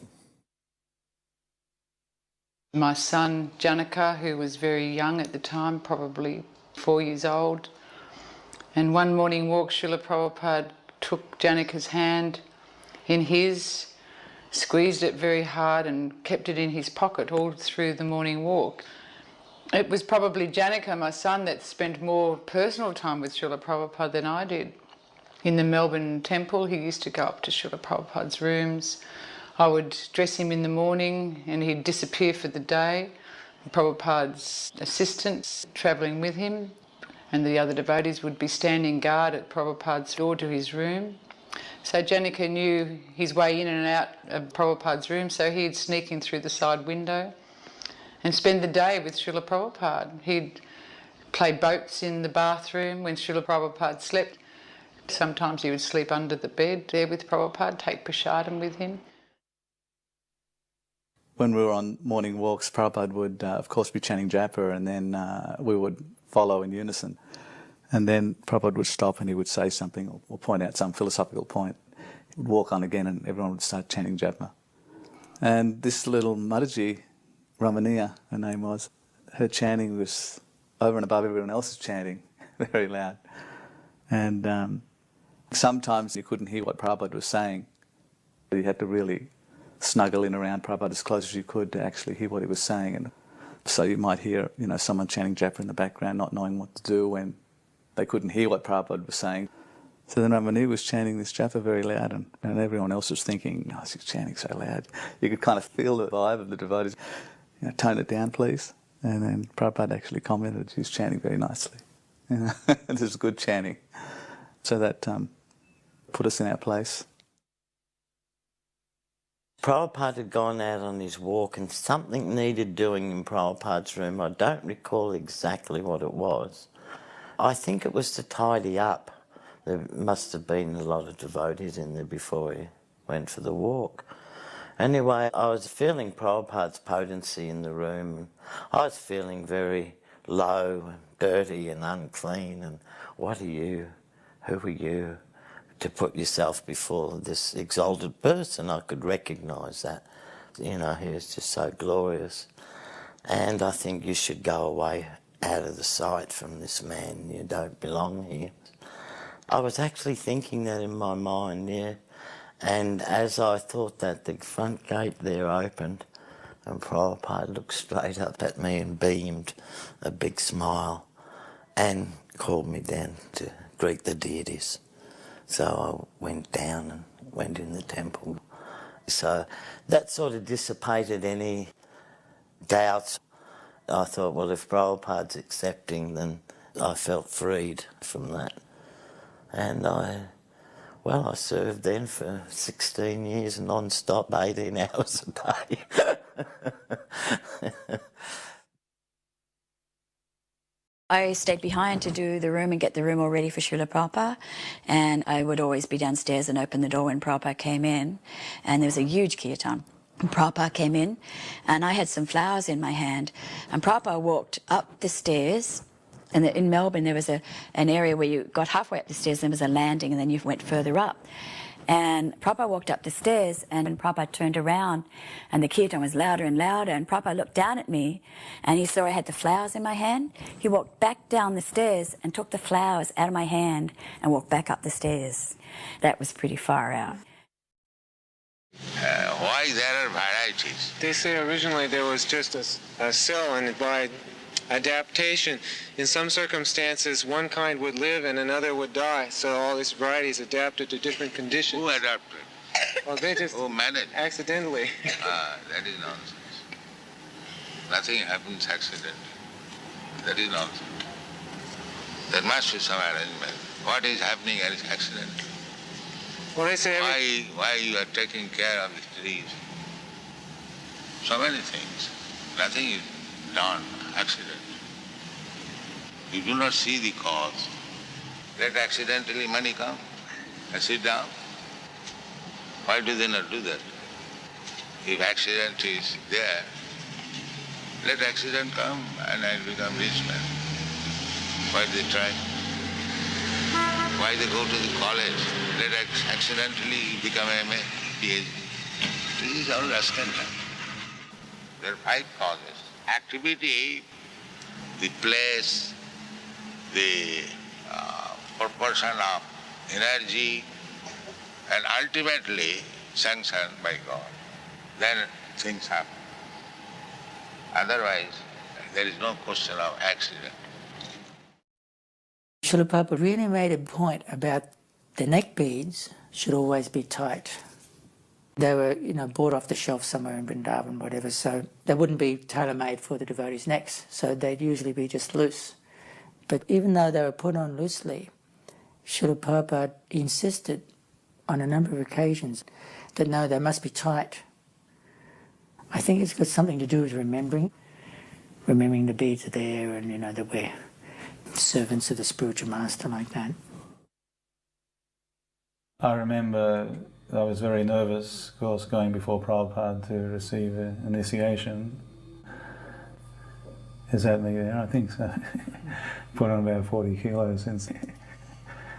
I was worried that I would forget before rules and regulations, so I said no illicit sex, no gambling, no intoxication, no meat eating, like that, to try and make sure I didn't forget. And then Prabhupada said so many negatives, because I was stressing the word no, as though it was abhorrent to give these things up.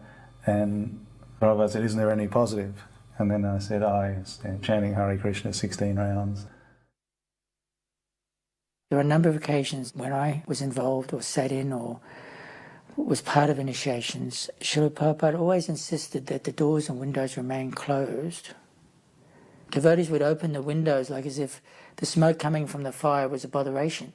I don't know exactly why, but he would insist that we just keep the doors and windows closed. It didn't matter. The smoke was not harmful. There was a chaise lounge that he would sit on when the guests came. He would sit there and preach to the guests. This was a very big room. All the devotees could actually fit. It was almost as big as the temple room. One particular preaching engagement was with a social worker from the Department of Social Welfare. We actually rang up the departments and tried to get the ministers to come and meet with him, but the minister couldn't come, but he sent one of his top men. And this man came along, and actually he was very, very nervous. And I don't think he actually wanted to be there. Anyhow, he met with Prabhupada and he was respectful. And then Prabhupada started to tell him about our principles and how one of our principles was no illicit sex. And when Prabhupada mentioned this, this man became very, very agitated. And Prabhupada kept talking about this, and this man became so agitated that in the end he wanted to cut the conversation. Although Prabhupada was giving him the answers and the solutions to so many of their social welfare problems, this man was not willing to listen. Prabhupada's preaching was very powerful, but they were not willing to hear. And also on the same visit, he met with one man whose name was Brian Dixon. And Brian Dixon was a very, very famous man in the state of Victoria. He was a very famous footballer. And later on after that, he became a politician, government minister. He came with his secretary, and she was not dressed very appropriately. She had a short dress.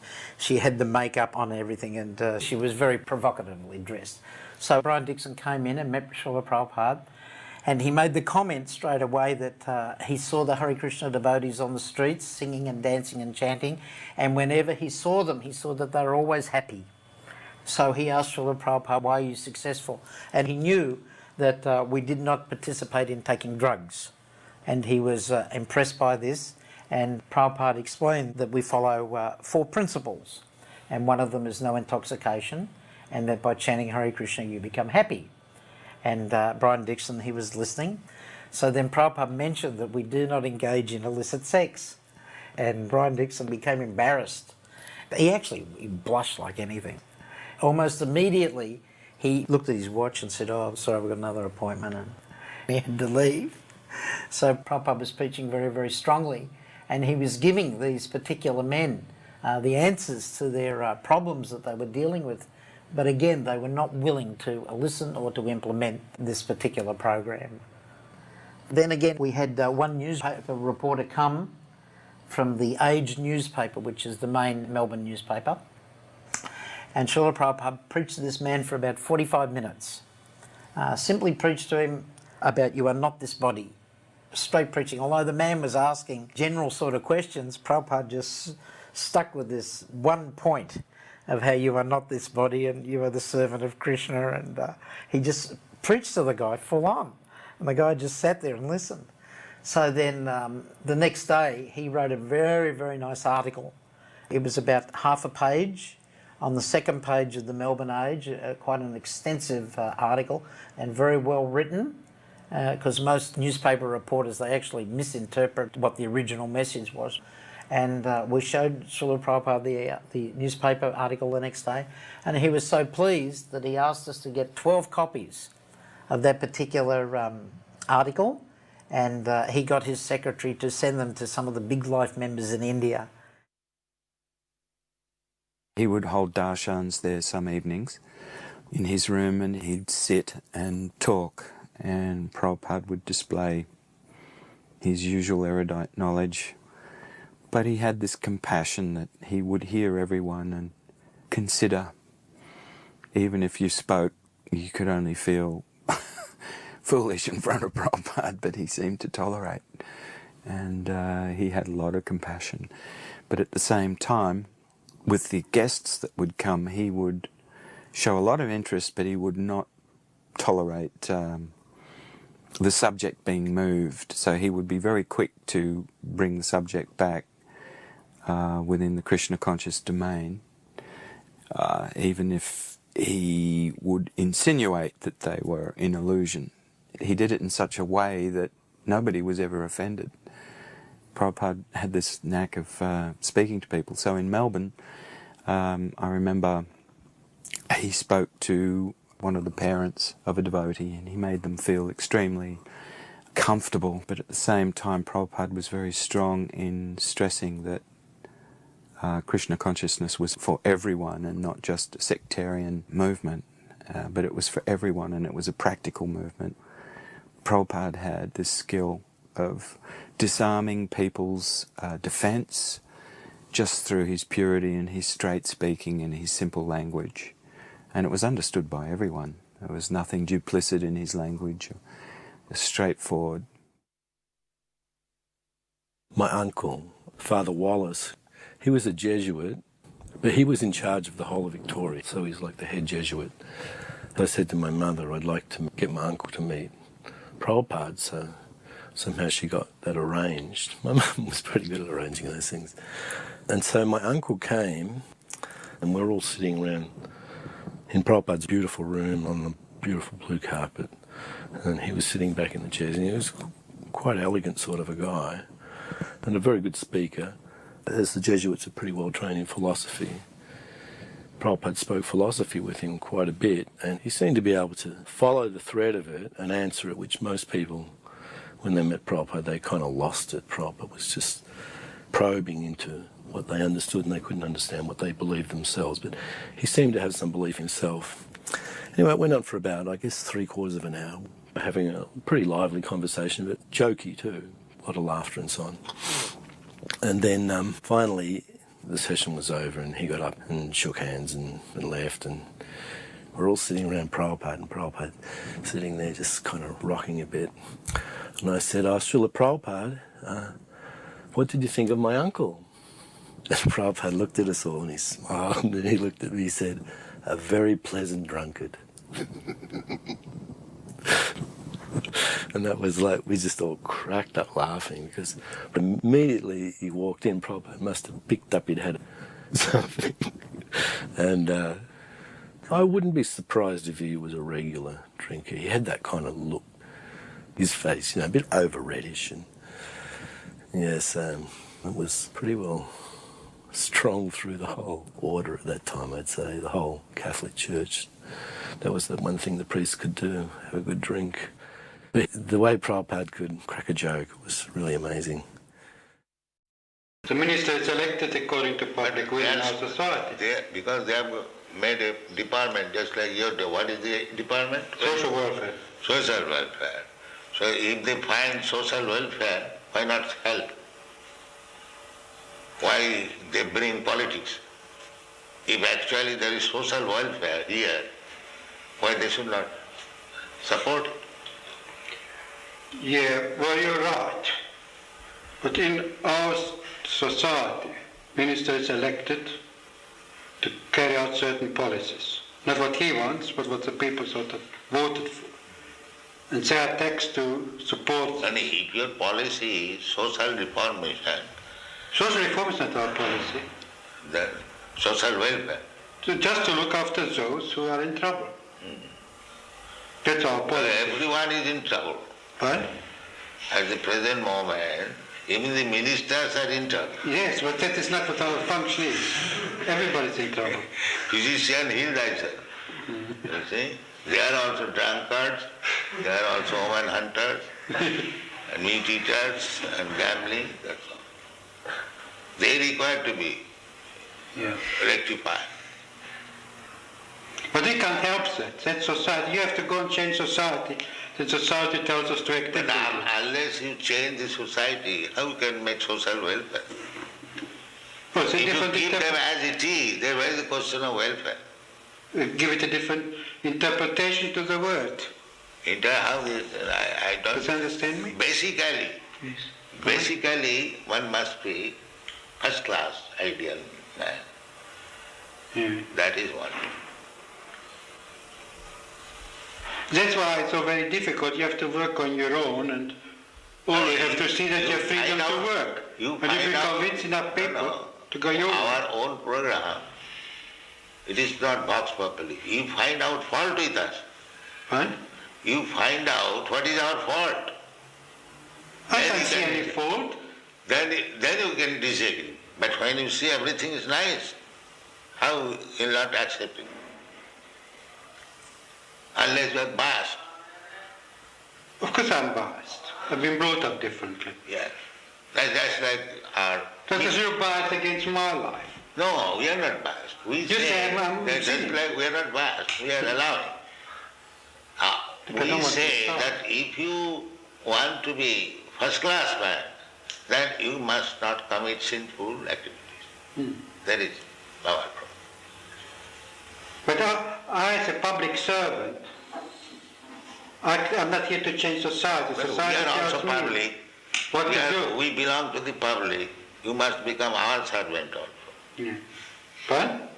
We are public, members of the public. Yeah. So you should become our servant also, if you are public servant. A public servant is, in our philosophy, is a man who serves a minister elected by the people. And this way he serves the public. Yeah. And what the public decides, it votes accordingly. We are reforming the public. Just like we are proposing here. I am not proposing. Krishna says that one must be peaceful. But how to become peaceful? If his mind is always disturbed, how he can become peaceful? Quite right. So that is the secret of success. You want to make people peaceful, but you do not know how to make him peaceful. Yeah. So therefore you have to adopt this. You have a competitive society. Yeah. We say that you chant Hare Krishna, eat here sumptuously, live here comfortably, and you become peaceful. It is guaranteed. If anyone, even a madman, agrees to this principle, that let him chant Hare Krishna mantra, take whatever nice food stuff we prepare, take, and live peacefully. He will be peaceful. What's your answer that still such a small percentage of the population, tiny percentage of the population, accept a philosophy that sounds so... Tiny percentage, just like there are so many stars in the sky. Yeah. And there is one moon. In percentage, the moon is nothing. If you take percentage of the stars, the moon is nothing. But moon is important than all the nonsense stars.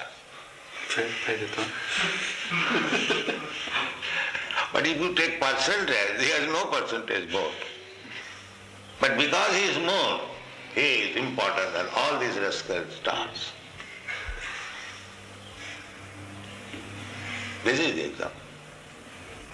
What is the use of taking percentage of the stars in the presence of moon? Let there be one moon, that is sufficient. There is no question of percentage. One ideal man. Just like in Christian world, one ideal Jesus Christ. How do you feel about Mao Zedong? Huh? What is that? He says, how do you feel about Mao Zedong? In China, he's the ideal man. He's a communist. His ideal is all right. In China, he is. His ideal, communist idea, that everyone should be happy. That is good idea. But they do not know how to make it. Just like they are taking care of the human being in the state, but they are sending poor animals to the slaughterhouse. So, for the satisfaction of the tongue of the human being, the animal should be cut through. That is the defect. Prime Minister regards himself as a servant of the people, who can be kicked out in That is the defect. The people are rascals and they have elected another rascal. That is the defect. Well, but that's how it is. So what can we do? Then hopeless. Oh, you can work on the class. We are going, without depending on these rascals. We are going on. We instruct a man, please do not have illicit sex. Have you got any objection? What? If I advise somebody that do not have illicit sex, have you got any objection? Yeah, I have. You have? Yeah. Illicit? If I say, I like sex. My wife likes sex. Huh? We just enjoy it. They couldn't live without it. Our marriage is happier because they have sex. That's it. This is the position. No, we don't private sex. We private. We don't have two children. Illicit sex. Well, it's you use a pill, or use contraceptives, or use all kinds of things. Because it makes our... Why do you use contraceptives? Because we don't want any more children. Then why don't you stop sex? Because we like sex. Yes. Because they enjoy it. That means go to physician, I want to do everything I like, still I want treatment. This is the position. You want... I didn't come for treatment. No, I say... you have come for treatment here. I was invited. Because you have failed to control the society, your activities. Therefore you have come here, treatment. But when I prescribe medicine, you don't accept. I haven't come for treatment. No, yes. Otherwise, why you I was have invited. That, just to help you in your social activities, social welfare activities, to take some suggestion from us. But when you give the suggestion, you reject it. That is your position. Srila Prabhupada would always give wonderful lectures, but sometimes devotees would be falling asleep, maybe due to having too much prasadam. And I must admit, in those days, I used to fall asleep a lot. But I do remember one incident. It really floored people. We had a program at the Play Theatre in St Kilda, which was a pretty hip part of town. And it wasn't a very big theatre, and it was kind of cosy and intimate. It was eclectic, put it that way. There was a lot of philosopher hippie types there, and Srila Prabhupada was sitting on this Vyasasana. He gave this lecture, and the acoustics, unfortunately, weren't that good. It was reverberating around the room, and it was hard to catch what Srila Prabhupada was saying, but there were a lot of people there. And anyway, at one particular point, somebody asked a question. Well, there are so many yogis and swamis that have come and this and that. What can you do? Either what can you do, inferring what that others can't do, or what can you do? And Srila Prabhupada said, I can save you from death. And then there was complete silence, and everyone knew that Srila Prabhupada meant it.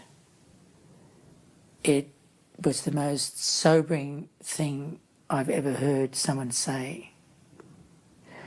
So from then on, the rest of the program was sober.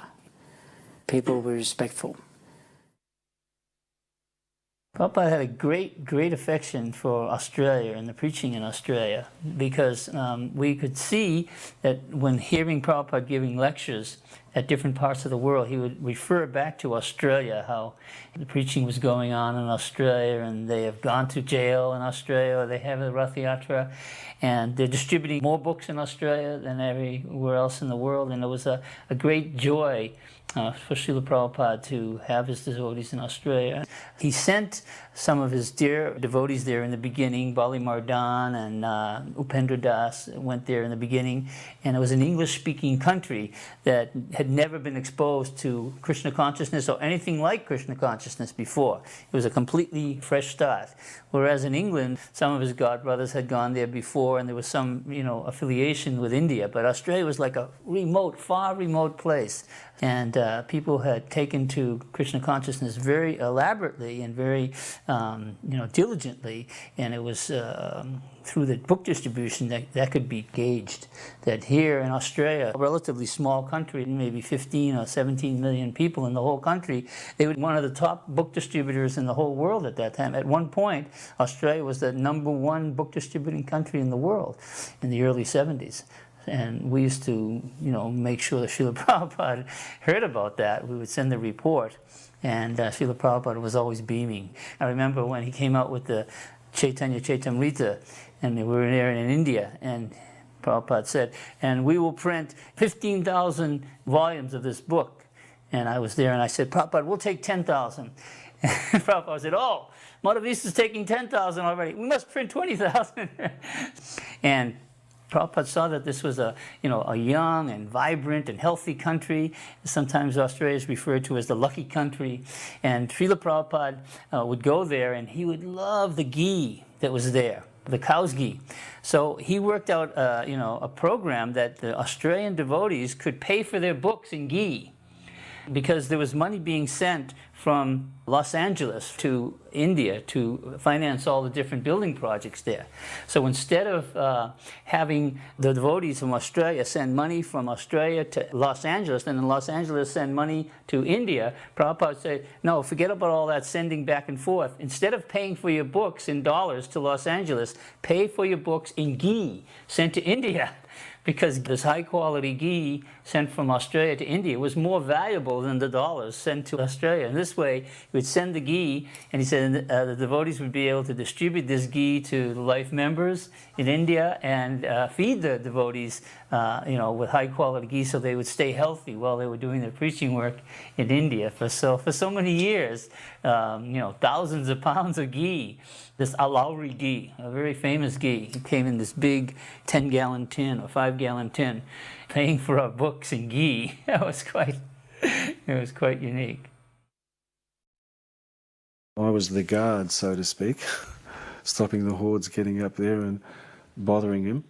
And Prabhupada used to come out of his room very late at night or early in the morning and go into the other room where he would do his dictation. And I'd just be sitting there with my Bhagavad Gita. Sometimes I'd be fully conscious, and sometimes I'd be partially not conscious. And Prabhupada stopped one time and just spoke to me. He asked me what my name was, and he asked me a few simple questions, and I sort of replied back to him. I was a bit nervous being around Prabhupada, in the sense that I was in awe of Prabhupada, and I didn't really feel comfortable being too familiar. I was a little bit awestruck by Prabhupada. So, we just had a few simple exchanges on the top of the steps in the dead of night. And Prabhupada went off into his room and did his translating. It inspired me, thinking that there's no one else awake except the two of us, and Prabhupada's in there actually translating the Bhagavatam. Every night after the Bhagavatam class, there was a big feast that was served out in what was known as Parampara Hall, which was a large room on the ground floor of Prabhupada House. That was the prasadam room at the time. So Dwapayana and other cooks prepared very, very nice prasadam, and this was the highlight of the evening for many, especially those who had come to the temple for the first time. On the second night, I remember Dwaipayana had prepared apple crumble, and apple crumble at those days was apples with cinnamon with a mixture of oats, flour and butter, and baked in the oven till the topping was crispy. Now, it was a bit controversial because we thought that oats were not fit to be eaten by devotees. Somebody said that Prabhupada said that oats are meant for horses. So some devotees thought that apple crumble was not bona fide. Anyway, Dwaipayana made apple crumble, many, many, many trays of it, some of the best apple crumble that he'd ever made. After the lecture, Prabhupada went up to his room and he felt a little hungry, and he asked Srila Kirti to go down and see what prasadam there was available, what was being served for the devotees. So Srila Kirti went down to the kitchen and brought back some apple crumble. Prabhupada ate a whole bowl of it, and then he sent Srila Kirti downstairs for more. He said, "Please bring me more of those crispy apples." And after we heard the story, we realized that apple crumble was now bona fide and fit to be eaten by devotees. So then apple crumble became a dessert that was served at practically every feast. So our process of knowledge we should take from the Supreme Authority. Then we save time for research work. That is Krishna consciousness movement. We take perfect knowledge from Krishna. I may be imperfect, just like child is imperfect. I may be imperfect, you may be imperfect. But if you take the perfect knowledge from the Supreme Perfect, then your knowledge is perfect. That is the process. This is called avarohopantha, knowledge coming, deductive knowledge. So everything is there, and if you like to take advantage of this movement, make your life perfect, go back to home, back to Godhead, then fully utilize the center, our Melbourne center, come here, read our books and argue, try to understand with your full knowledge, no blindly acceptance. There is reason, there is argument, there is philosophy, there is science, everything is there. And if you accept that simply by chanting I shall realize, that is also allowed. Both ways. If you accept this simple process, the chant Hare Krishna and realize God, that is also fact. And if you think what is this nonsense chanting Hare Krishna, then you read books. Both ways we are prepared. Come and take advantage of this moment. Thank you very much.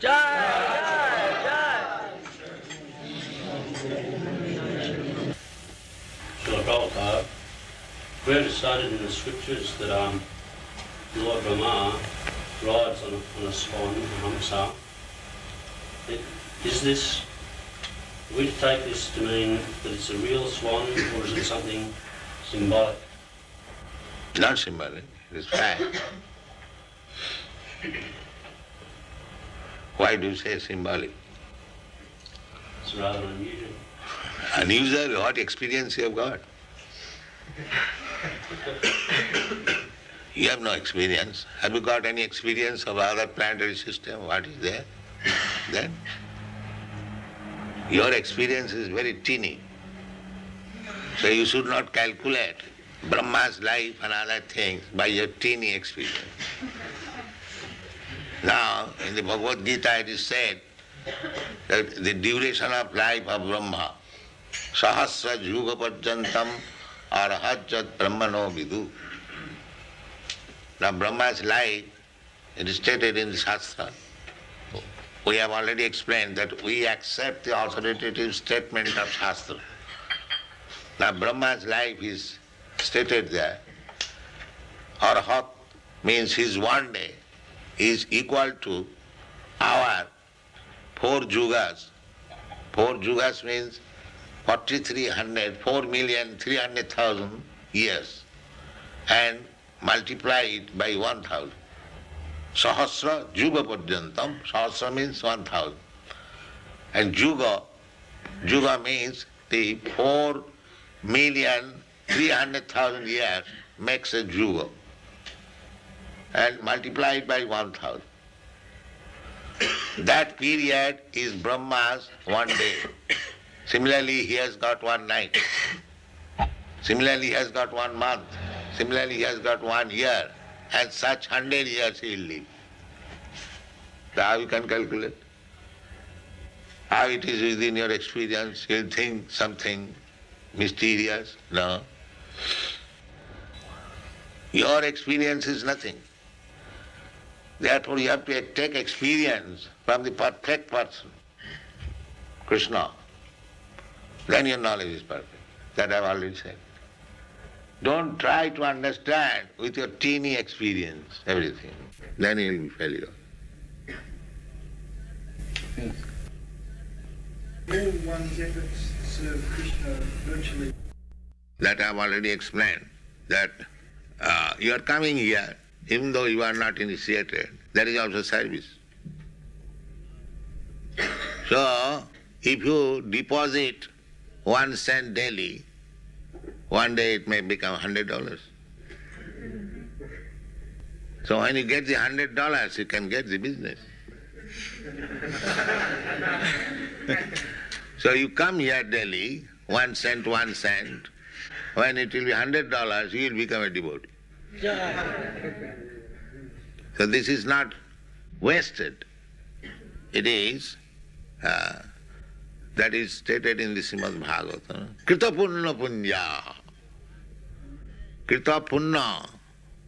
Krita means done.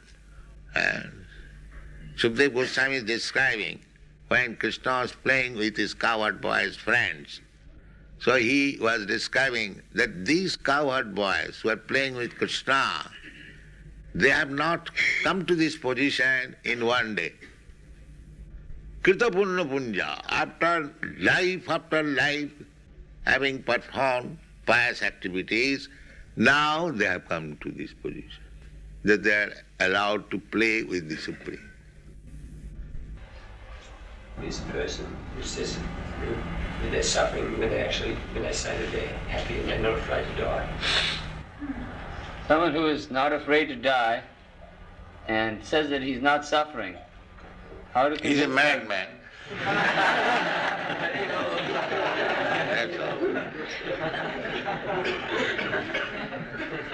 Who is caring for madmen?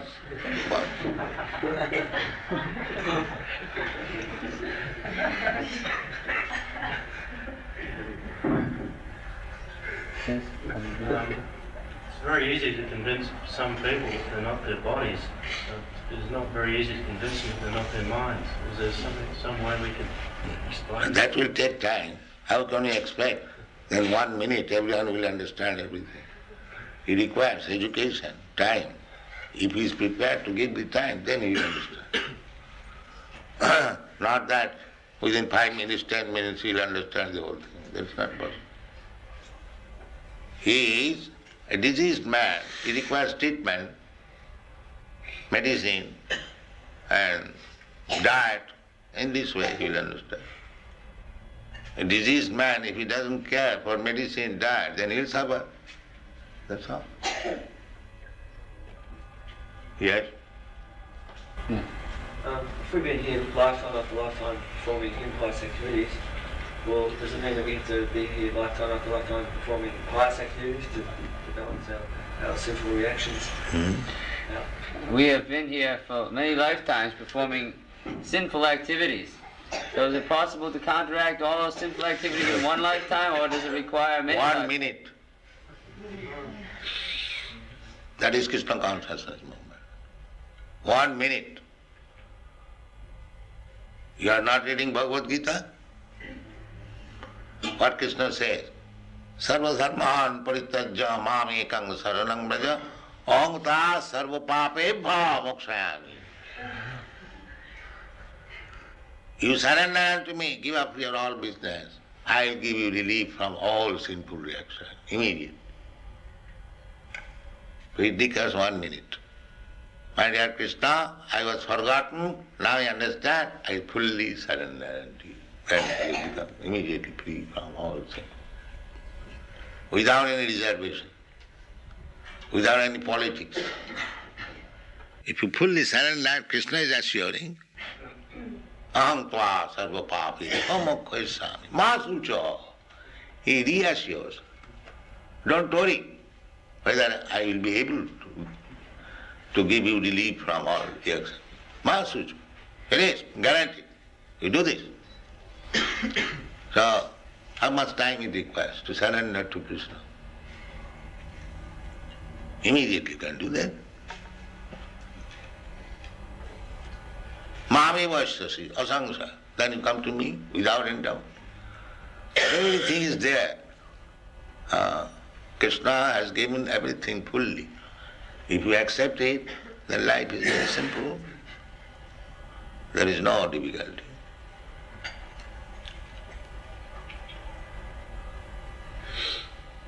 Yes? How long do you say it is before Krishna comes to this planet again in physical in human form? Now calculate, I have already given the duration of 1 day, 12 hours of Brahma, means 4,300,000 years multiplied by 1,000. What it comes? 4,300 million. No. 4 billion. Oh, difference of opinion. In Australia, they calculate different. Anyway, what is your Australian conclusion? Let me know. Their billion is something else. Oh. Anyway, I give you the right figure. 4 million, according to American and English calculation. 4,300,000 years. And multiply it by 1,000. Then what it comes according to English calculation? 4,300,000,000. 4,300,000,000. That is 12 hours. And add again 12 hours night. Then 8 billion. 600 million. So Krishna comes after this period.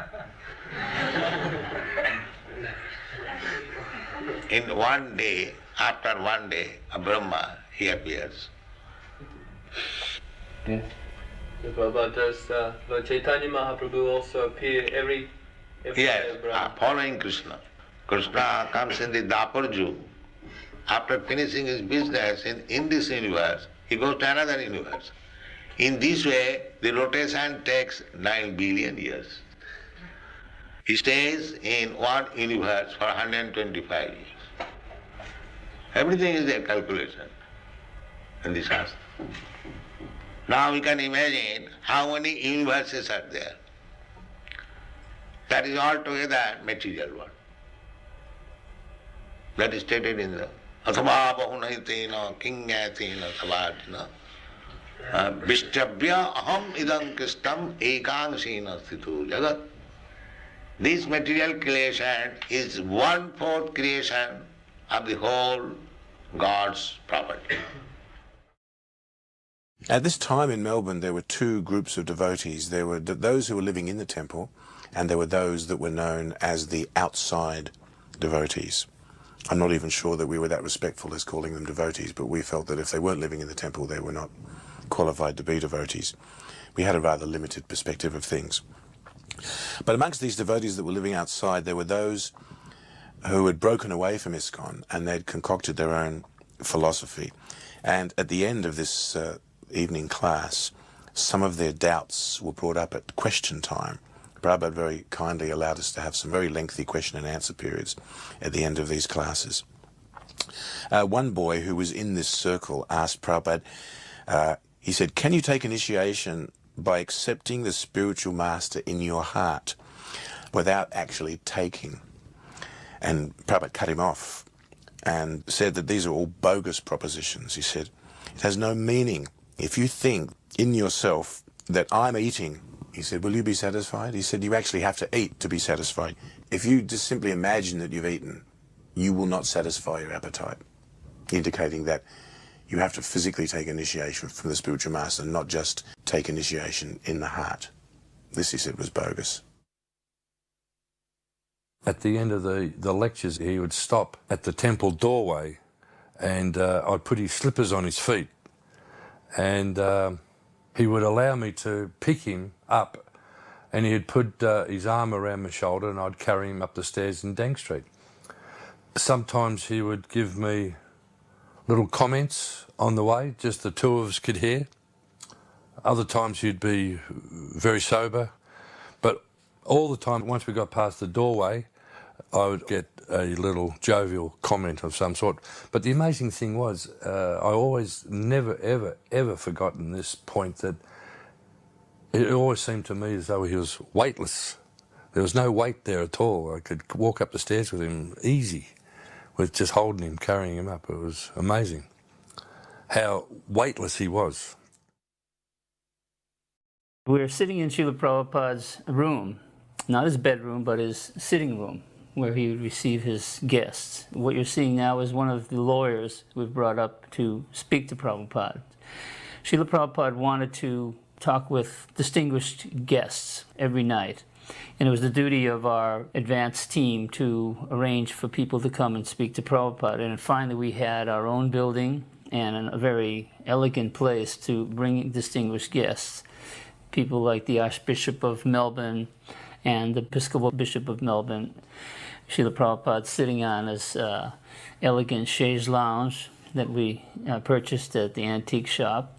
And we went overboard a little bit. We had it reupholstered in that powder blue color to match the walls, because we understood that Srila Prabhupada liked the blue and white and gold combination as his color scheme for his room. So Srila Prabhupada was speaking to the lawyers and explaining Vedic philosophy. They were very respectful. As you may know, in the beginning of Krishna consciousness in Australia, there was quite a struggle for proselytizing Krishna consciousness in the street. In Melbourne, where they had a very liberal-minded city council, they had a front of being very tolerant, but they really wanted us to get off the street. The people that had their big multi-million-dollar boutiques and stores didn't fancy the idea of the devotees being part of the landscape. So we hired this lawyer, Wally, for advice and what to do. And the city council would issue us these tickets. And we had received instruction from Prabhupada that we can chant in jail or we can chant on the street. It doesn't make any difference. So why waste our money on expensive lawyers? And eventually they'll see the folly in their persecution and leave us alone. And sure enough, that's what happened. So we never paid Wally a lot of money. And in fact, he donated his service mostly. And a lot of times we didn't take his advice either, because Prabhupada always took precedence. Well, the flower incident it's a famous incident in the history of Australia. And it revolved around our Rath Yatra festival. The Rath Yatra festival, which was held in Australia in 1973. Because Srila Prabhupada was there for Rath Yatra the year after, and then this conversation, which is taking place, happened in 75. During that Rath Yatra festival, some of the devotees got carried away with their gathering of flowers, and one group of devotees took off to the outer suburbs, and they broke into a greenhouse, a professional greenhouse, and they volunteered all the flowers from that greenhouse to Lord Jagannath, which wasn't an authorized activity at all. But somehow or other, thousands and thousands of carnations showed up on the morning of Rath Yatra festival. So we used them, and then the police came just before the festival was to begin, and it was almost an ugly scene. And one of the brahmacharis had to be sacrificed for the gallows. And so he sacrificed his freedom, and he said, I went and stole the flowers, I did it on my own, and so he spent the Rath Yatra day in jail, and the Rath Yatra festival went on. And we had to pay a fine and everything like that. So everything got resolved a whole year before. So the humor is that The devotees had purchased this new temple, and we wanted to have an elaborate greenhouse for the Tulsi plants. So the devotees who were helping to organize this temple weren't aware of what happened on the Rath Yatra festival the years before. So they were looking around for a greenhouse. So they thought, well, let's ask the guy about his greenhouse. And they were all dressed up like devotees and everything, very earnest. So they knocked on the guy's door, and lo and behold, it was the man who years before the devotees had stolen all his flowers. That was like the straw that broke his back. He flipped out, and he started screaming and yelling, and he drove them away. He said, "Get off of my property, I never want to see you again."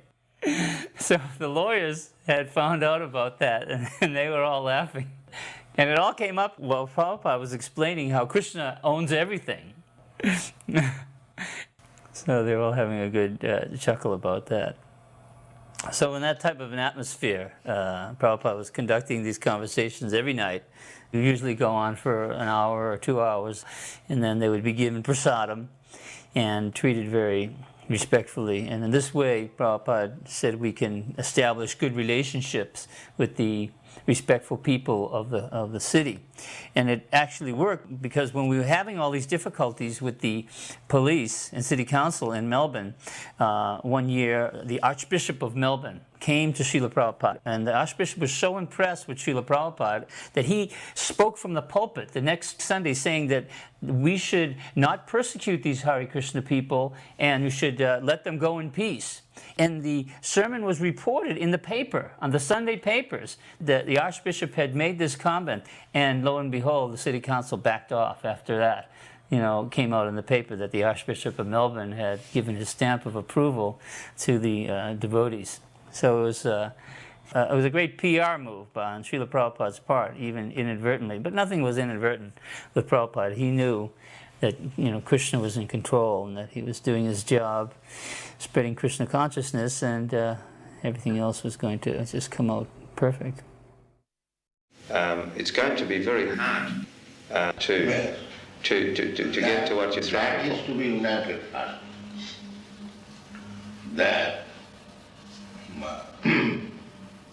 first thing is that everyone should be convinced or understand clearly that everything belongs to God. But they have no conception of God. In his room, there's a chaise lounge, the French kind of seat Prabhupada sat on. So in that room, one morning, I had some duty to ask him something.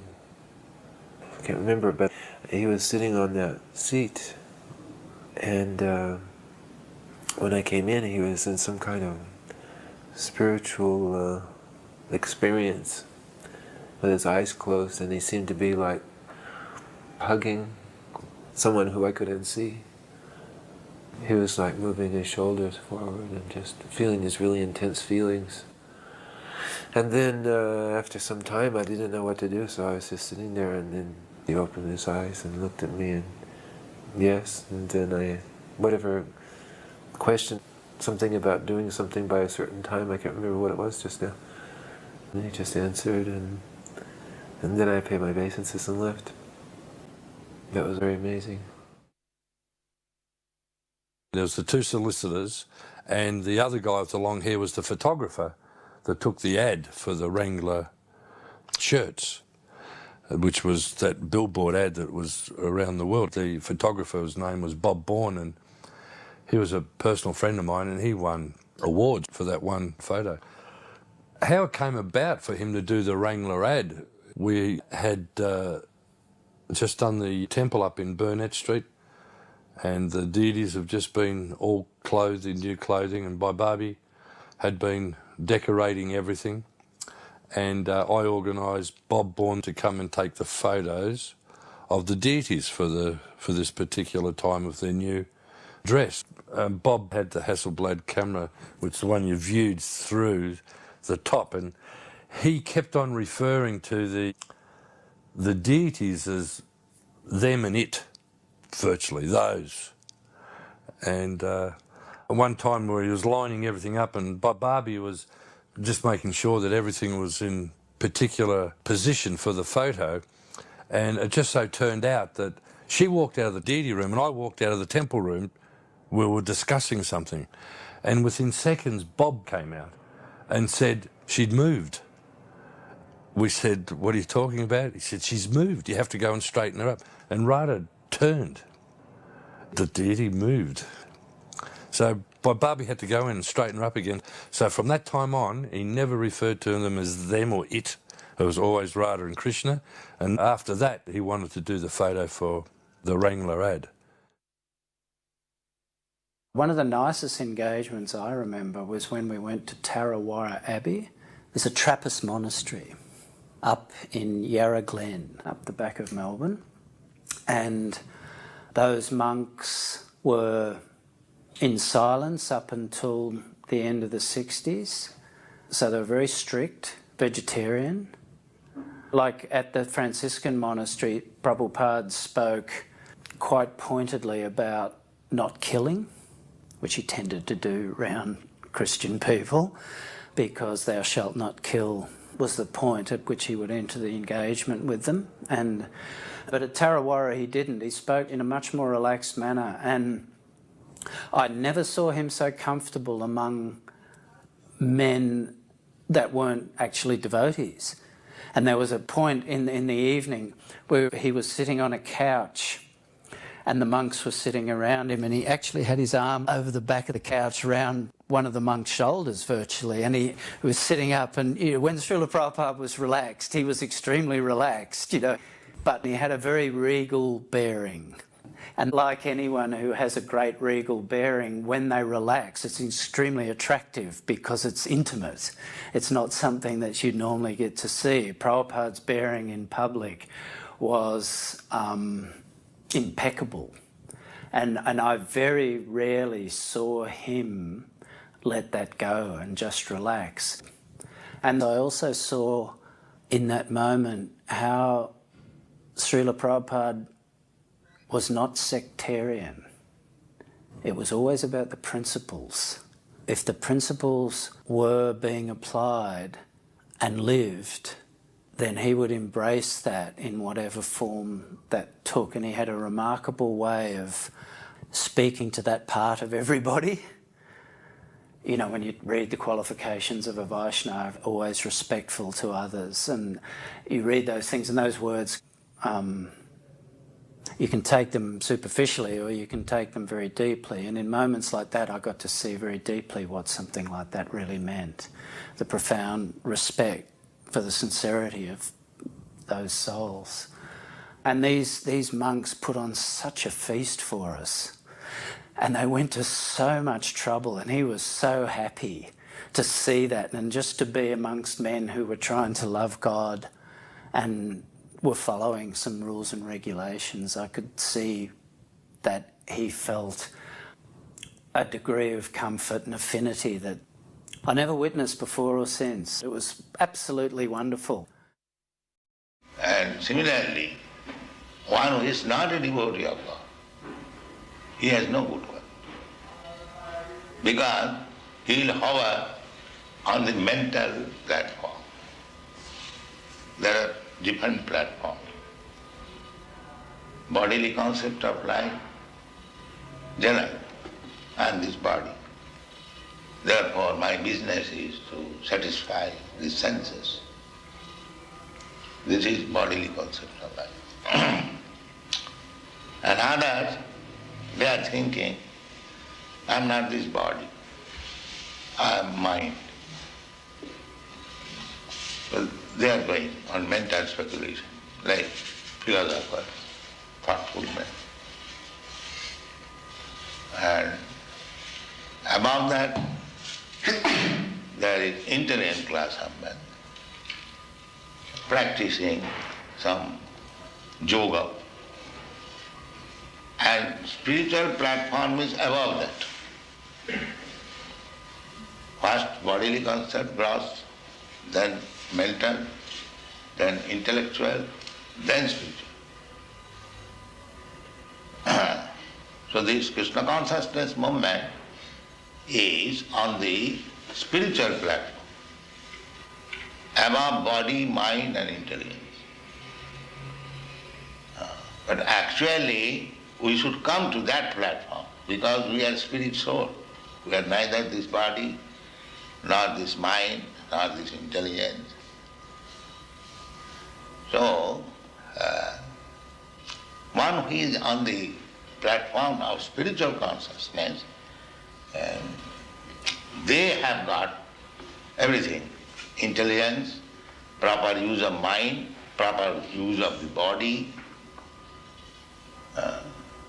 Just like a millionaire, he has got all the lower grade position, 10 rupees or 100 rupees. He has got all everything. You should see whether you are successful. And what is the standard of success? The standard of success is whether you have pleased God. You read this? What is it? Atha pungbi dijasreshta. Atha pungbi.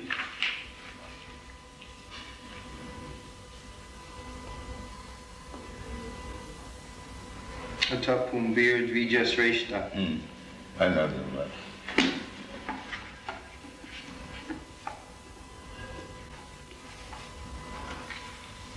Atha pumbir dvijasreshta. Varnashram vigbhagjaha. Svanus isyasya dharmasya. Samsiddhi haritosvanam. O best among the twice born, it is therefore concluded that the highest perfection one can achieve by discharging his prescribed duties, dharma, according to caste divisions and order of life, is to please the Lord, Hari. That is it. That should be it. So, whether by my profession, by my business, by my talent, by my capacity, there are different categories. Whether I have pleased God, then it is success. If you have pleased God by your legal profession, you are in a different dress, it doesn't matter. You are as good as they are whole-timely serving God. Because their business is also to please God. Similarly, if you have pleased God, then even by practicing your law, you are as good as the serving person. That should be the aim. Whether I have pleased God with my professional duty or occupational duty. That is the standard. You could assume that whatever religion, if a person was religious, religion means God. God is one. That should aid all religions. Yes. And the more Krishnas there are, the more other religious people might benefit.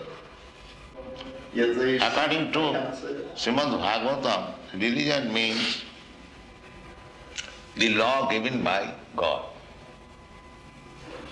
Just like law means the act given by the state.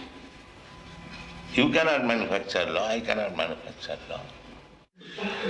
Everything is there. He must be at the same time, although he is hero, he must be generous. Just like Alexander the Great, perhaps you know the story, he arrested one thief. So when he was arrested and he was being judged by Alexander, the thief pleaded that what is the difference between you and me? You are a great thief, I am a small thief. So Alexander understood it and got him with yes. This is generosity. He must agree to the principle. Well, there's another one, the battle. Remember the big battle where the opposition, what was his name, was on the ground? I told Wally the story that Abhimanyu was surrounded by the Maharathis. There was no mercy then. So now Karna was objecting that you cannot shoot a man if he gets off his chariot. And Krishna said there was no mercy with Abhimanyu, so therefore there will be no mercy now. Tit for tat. But where was the generosity then? Now what that is happening? Tit for tat. Was that generosity? Was that, where was the generosity? That Just times, Wally, surely. There's times for these. that is war tactics. That is war tactics. So he left about 20 people back at his house at some party. So he's feeling that he must have returned. It's my father-in-law's birthday. Oh. And it's my son's 9th birthday. Oh. We decided we're going to have the family. That's nice. Very good. And then my wife said, give this some is only prasadam. a couple of nights ago, my wife said, well, take some blessings from the temple. Well, thank you very much. Your son and father. So we decided to get all of my father-in-law's friends. He doesn't know yet. And I'm supposed to pick him up, you see. You know, it's supposed to be half an hour ago. He just thinks it's a family dinner at home, you see. But by the time we get home, it's a surprise for him. Yes. It is very nice. It is a very nice function. The father-in-law and the grandson. Yeah.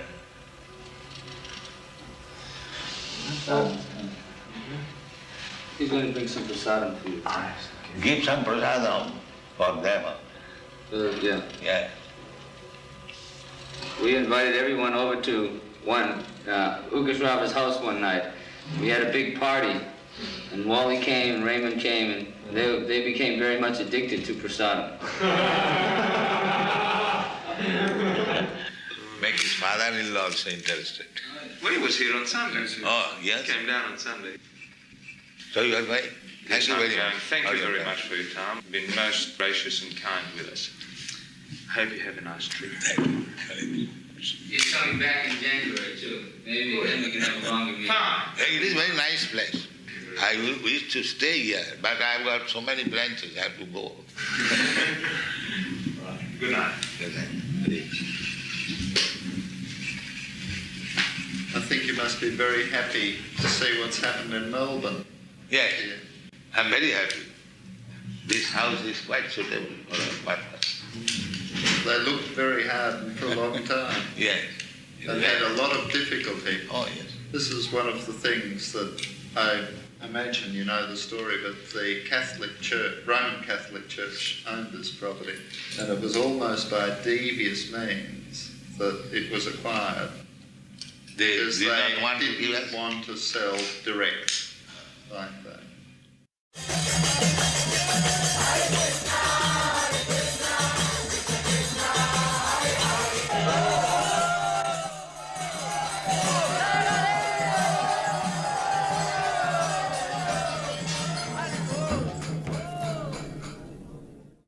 This is in the temple room of the Melbourne Mahaprabhu Mandir, and we're going to install the Gaura-Nitai deities.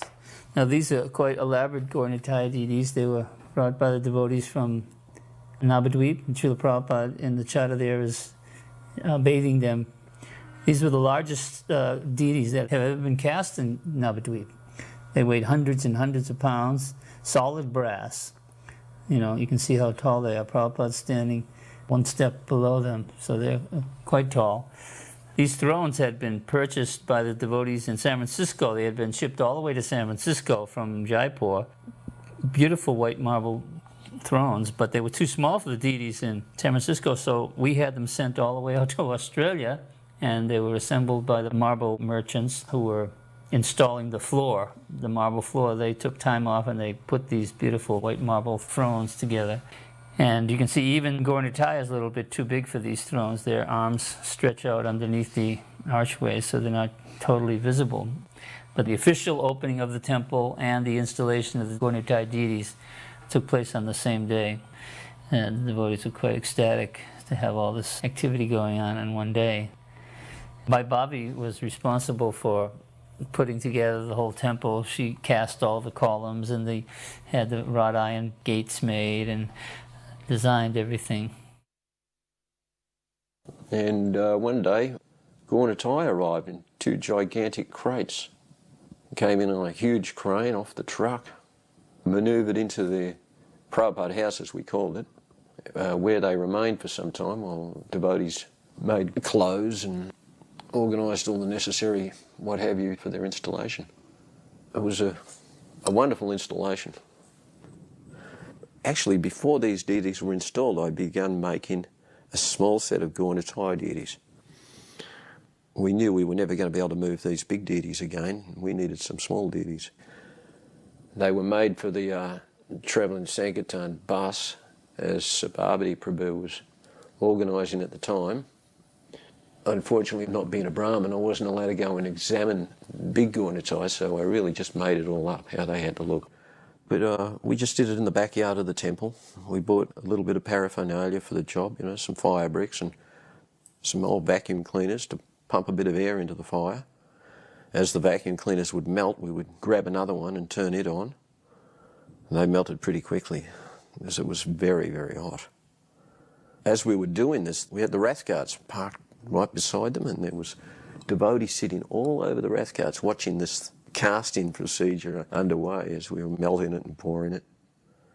They were cast metal and the bronze and the brass, and while they were being cast, we didn't have any gold, so certain of the ladies who were watching it were pulling off their wedding rings and throwing them into the crucible as we were melting down the metal, and that was very exciting. Deepak was handling the metal with me. It was something we'd never attempted before. We really didn't know where we were going or what we were doing with it, but we had a shot at it. This casting, the making of these deities, had transpired, must have been shortly after Prabhupada's visit. I imagine Prabhupada would have installed those too if he'd been there at the time. He was keen to make Lord Chaitanya available to everyone. Try to please Srila Prabhupada in this way. And it was all by his mercy that any of it was ever achieved, obviously. We certainly weren't going to be able to do anything alone or by ourselves.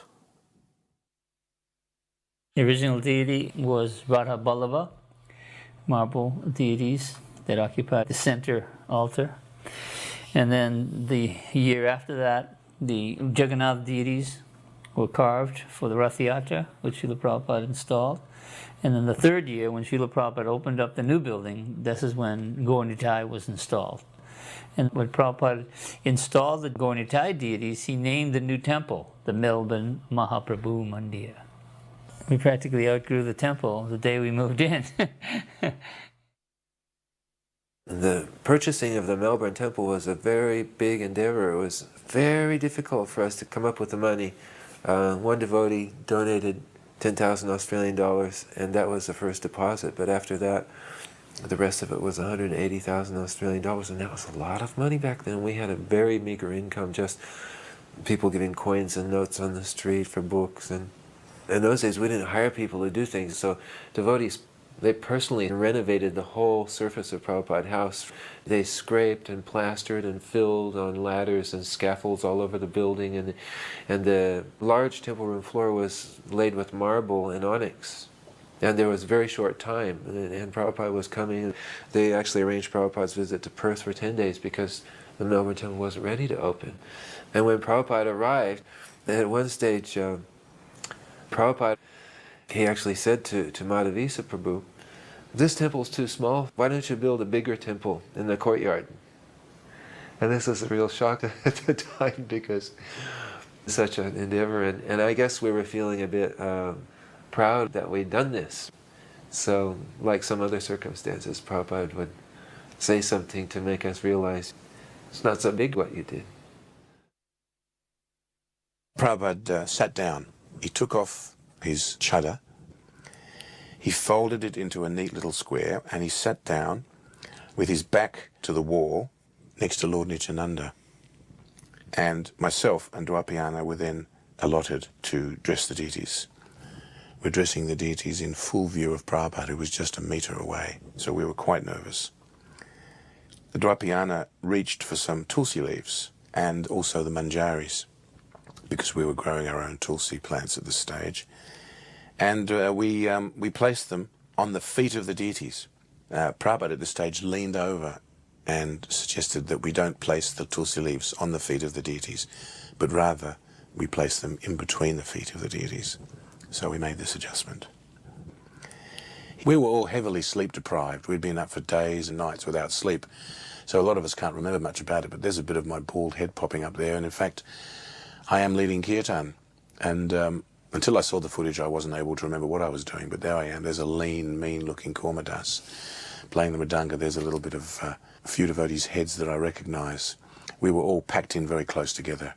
There comes the camphor lamp for us to take the prasadam, and we were dancing and chanting like anything. I remember Sababati was playing wampas like a devil and practically busting my eardrums. But we were just on a spiritual high at that point. We were having Prabhupada in our presence. This was the darshan of the first Aarti ceremony. Prabhupada was doing the Aarti. We hadn't seen Gaur Nitai before. We were just in a daze. We couldn't believe it was going on. But we did what we had to do. And at the same time we were watching Prabhupada do the Aarti. It was all just wonderfully ecstatic.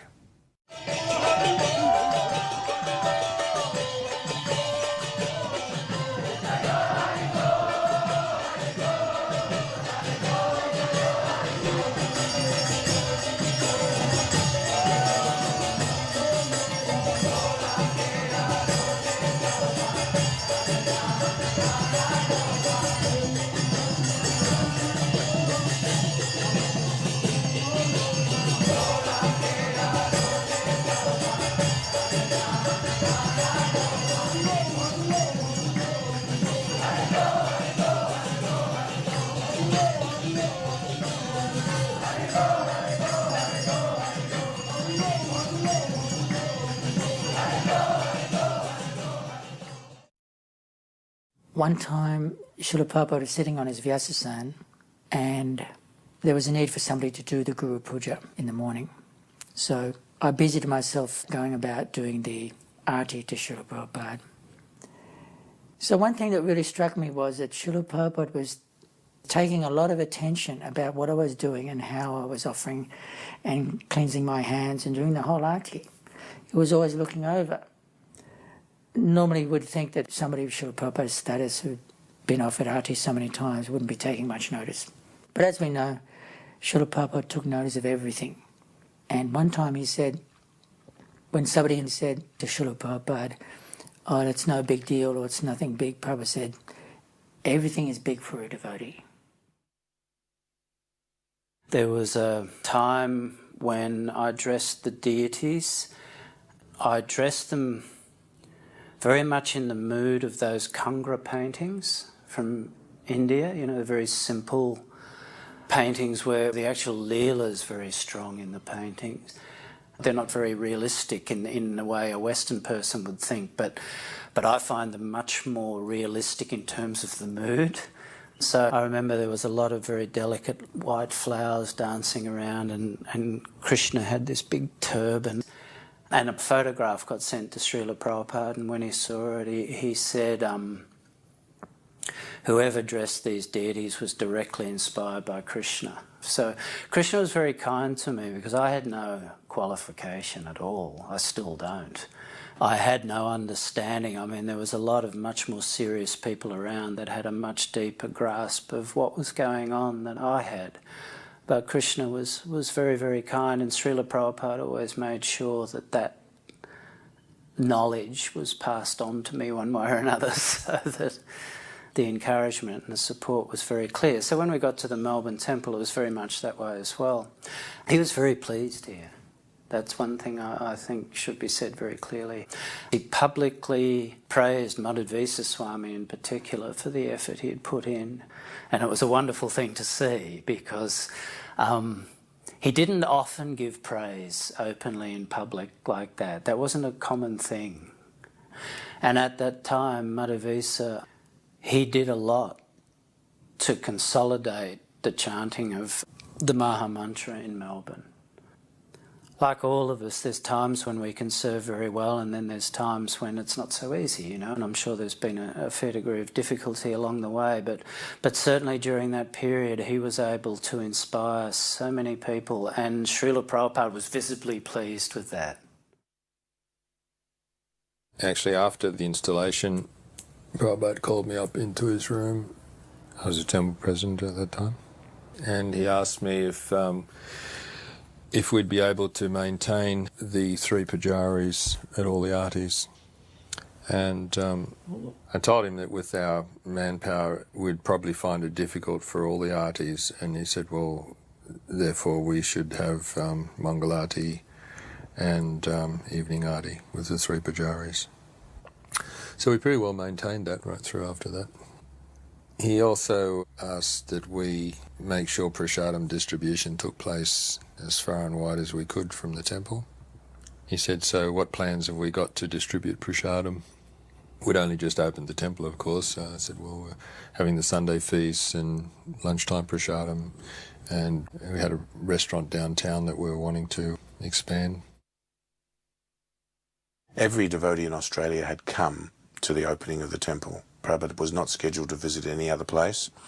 Rather, he suggested to Madhavisa that all the devotees come to this one celebration.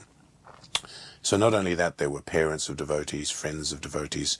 We had invited all the neighbours and the local dignitaries in the South Melbourne Council. So the property was overflowing with people. We'd even invited the workmen who had helped with the construction, and so it became quite a joyous event. There was a large gathering of guests. I think many of them were relatives of the devotees. As I know, my own parents were there.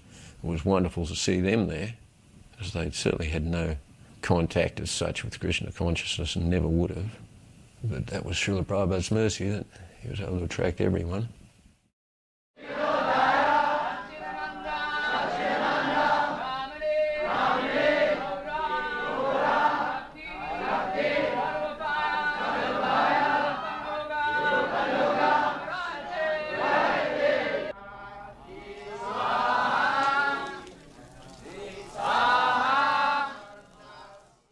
Srila Prabhupada gave a darshan to the devotees. Now, Srila Prabhupada, from what I remember, didn't very often give darshans to the general devotees. So it was a special occasion. We were all called up to his room, and we were all sitting there, and Srila Prabhupada is sitting at his desk. It was quite a casual affair. Well, a loving affair, put it that way. Srila Prabhupada was basking in the association of his disciples, and his disciples were doing the same. At one particular point, a devotee got up. His name is Gopikanta. He was a brahmachari and he'd been to Japan to help collect for the Namhata program. So he got up and he stood in a particular way. And everyone else was sitting down, so this was very dramatic. And he's a big person. And he stood with his hands, almost like in a karate style, for emphasis. And he said to Srila Prabhupada, Srila Prabhupada, I know there are so many things that please you, but I want to know what will please you the most. I mean the most. What will please you the most? So many of us might have been thinking, Srila Prabhupada's going to say, distribute my books. And that's what I was thinking. But it really sticks in my mind because Srila Prabhupada didn't say that. Basically, he said, and this is pretty revolutionary for those times, because we could not conceive that there was going to be a time, at least I didn't, when Srila Prabhupada wasn't going to be with us. But he said, understand Srimad Bhagavatam, learn Srimad Bhagavatam and Bhagavad Gita, and become a guru. Try to deliver everyone in your land, or the world, if not the world in your land. Srila Prabhupada never actually said such a thing to us. Of course, in other conversations, Srila Prabhupada said that doesn't mean that one advertises oneself as a guru. Actually, it means become qualified as a guru, which means really to become a perfect disciple. The whole temple was packed out, and I peeked in through the door at the Jagya. I wanted to ask Prabhupada a question. I'd only come up for the day from the country. And I wanted to know if he was like Jesus, if he could save me from birth and death, that kind of thing. So I propped myself in the passageway, and at an opportune moment as he came past, I sort of stood up and blocked his way a little bit. I didn't realize as soon as I stood up, Prabhupada was shorter than me. But then all material conceptions were inappropriate because he was so effulgent and his skin was just like velvet. And his eyes were like deep black pools. But Prabhupada stopped and he wanted to give me his attention. and he wanted to hear the question. He said, like this. And it was like really deep, but very soft. The question was irrelevant because of his presence. He was the most transcendental personality I'd ever met. So I just paid my pranams and got out of his way, basically. There'd been a big advertising campaign that the devotees were involved in, the Wrangler Jeans Company. One of the congregation devotees, they dressed him up with a dhoti and a blue Wrangler shirt. And the whole idea of the ad, there was a Sankirtan party coming right down Burke Street, the main street in Melbourne. He was dressed in his dhoti, but he still had a blue Wrangler denim shirt on. And the caption at the bottom was, "I'm not going if I can't wear my old Wrangler shirt." And that was in billboards all over the city. So when we were driving Prabhupada out to the airport, we passed one of the billboards and pointed to the billboard and said, "Prabhupada, this is one of the ads that we're in." And he said, "Oh, everywhere, they're seeing us everywhere." I was working for the national airline Qantas in Sydney, and Prabhupada came through, actually on his way back from Melbourne. I had access to the reservation system, so I put the VIP comments in the computer program. And when Prabhupada came through, they looked after him very nicely, and I went over there and offered him some 7-Up or some drink like that. And Prabhupada looked at me because I was in my uniform, of course, being a traffic officer there at the airport.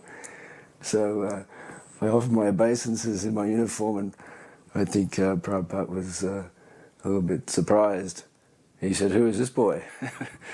So Srila Kirti Prabhu said that I was in Melbourne at the events in the last few days. But it was nice. I felt very happy to do that. The movement's had a lot of ups and downs, and devotees have come and gone, and life goes on, and yet that paradox exists. The people that were touched by Srila Prabhupada, you've only got to scratch the surface and you can see that they're still touched. And that's continued for decades after Srila Prabhupada's left this world. When Prabhupada touched us most deeply and spoke to the heart and soul of a person, the self, and awakens that awareness of what the self is and what its function is and what its goal is in this world, those things have never diminished over time. They actually, if anything, gain clarity. And the taste deepens and sweetens with age.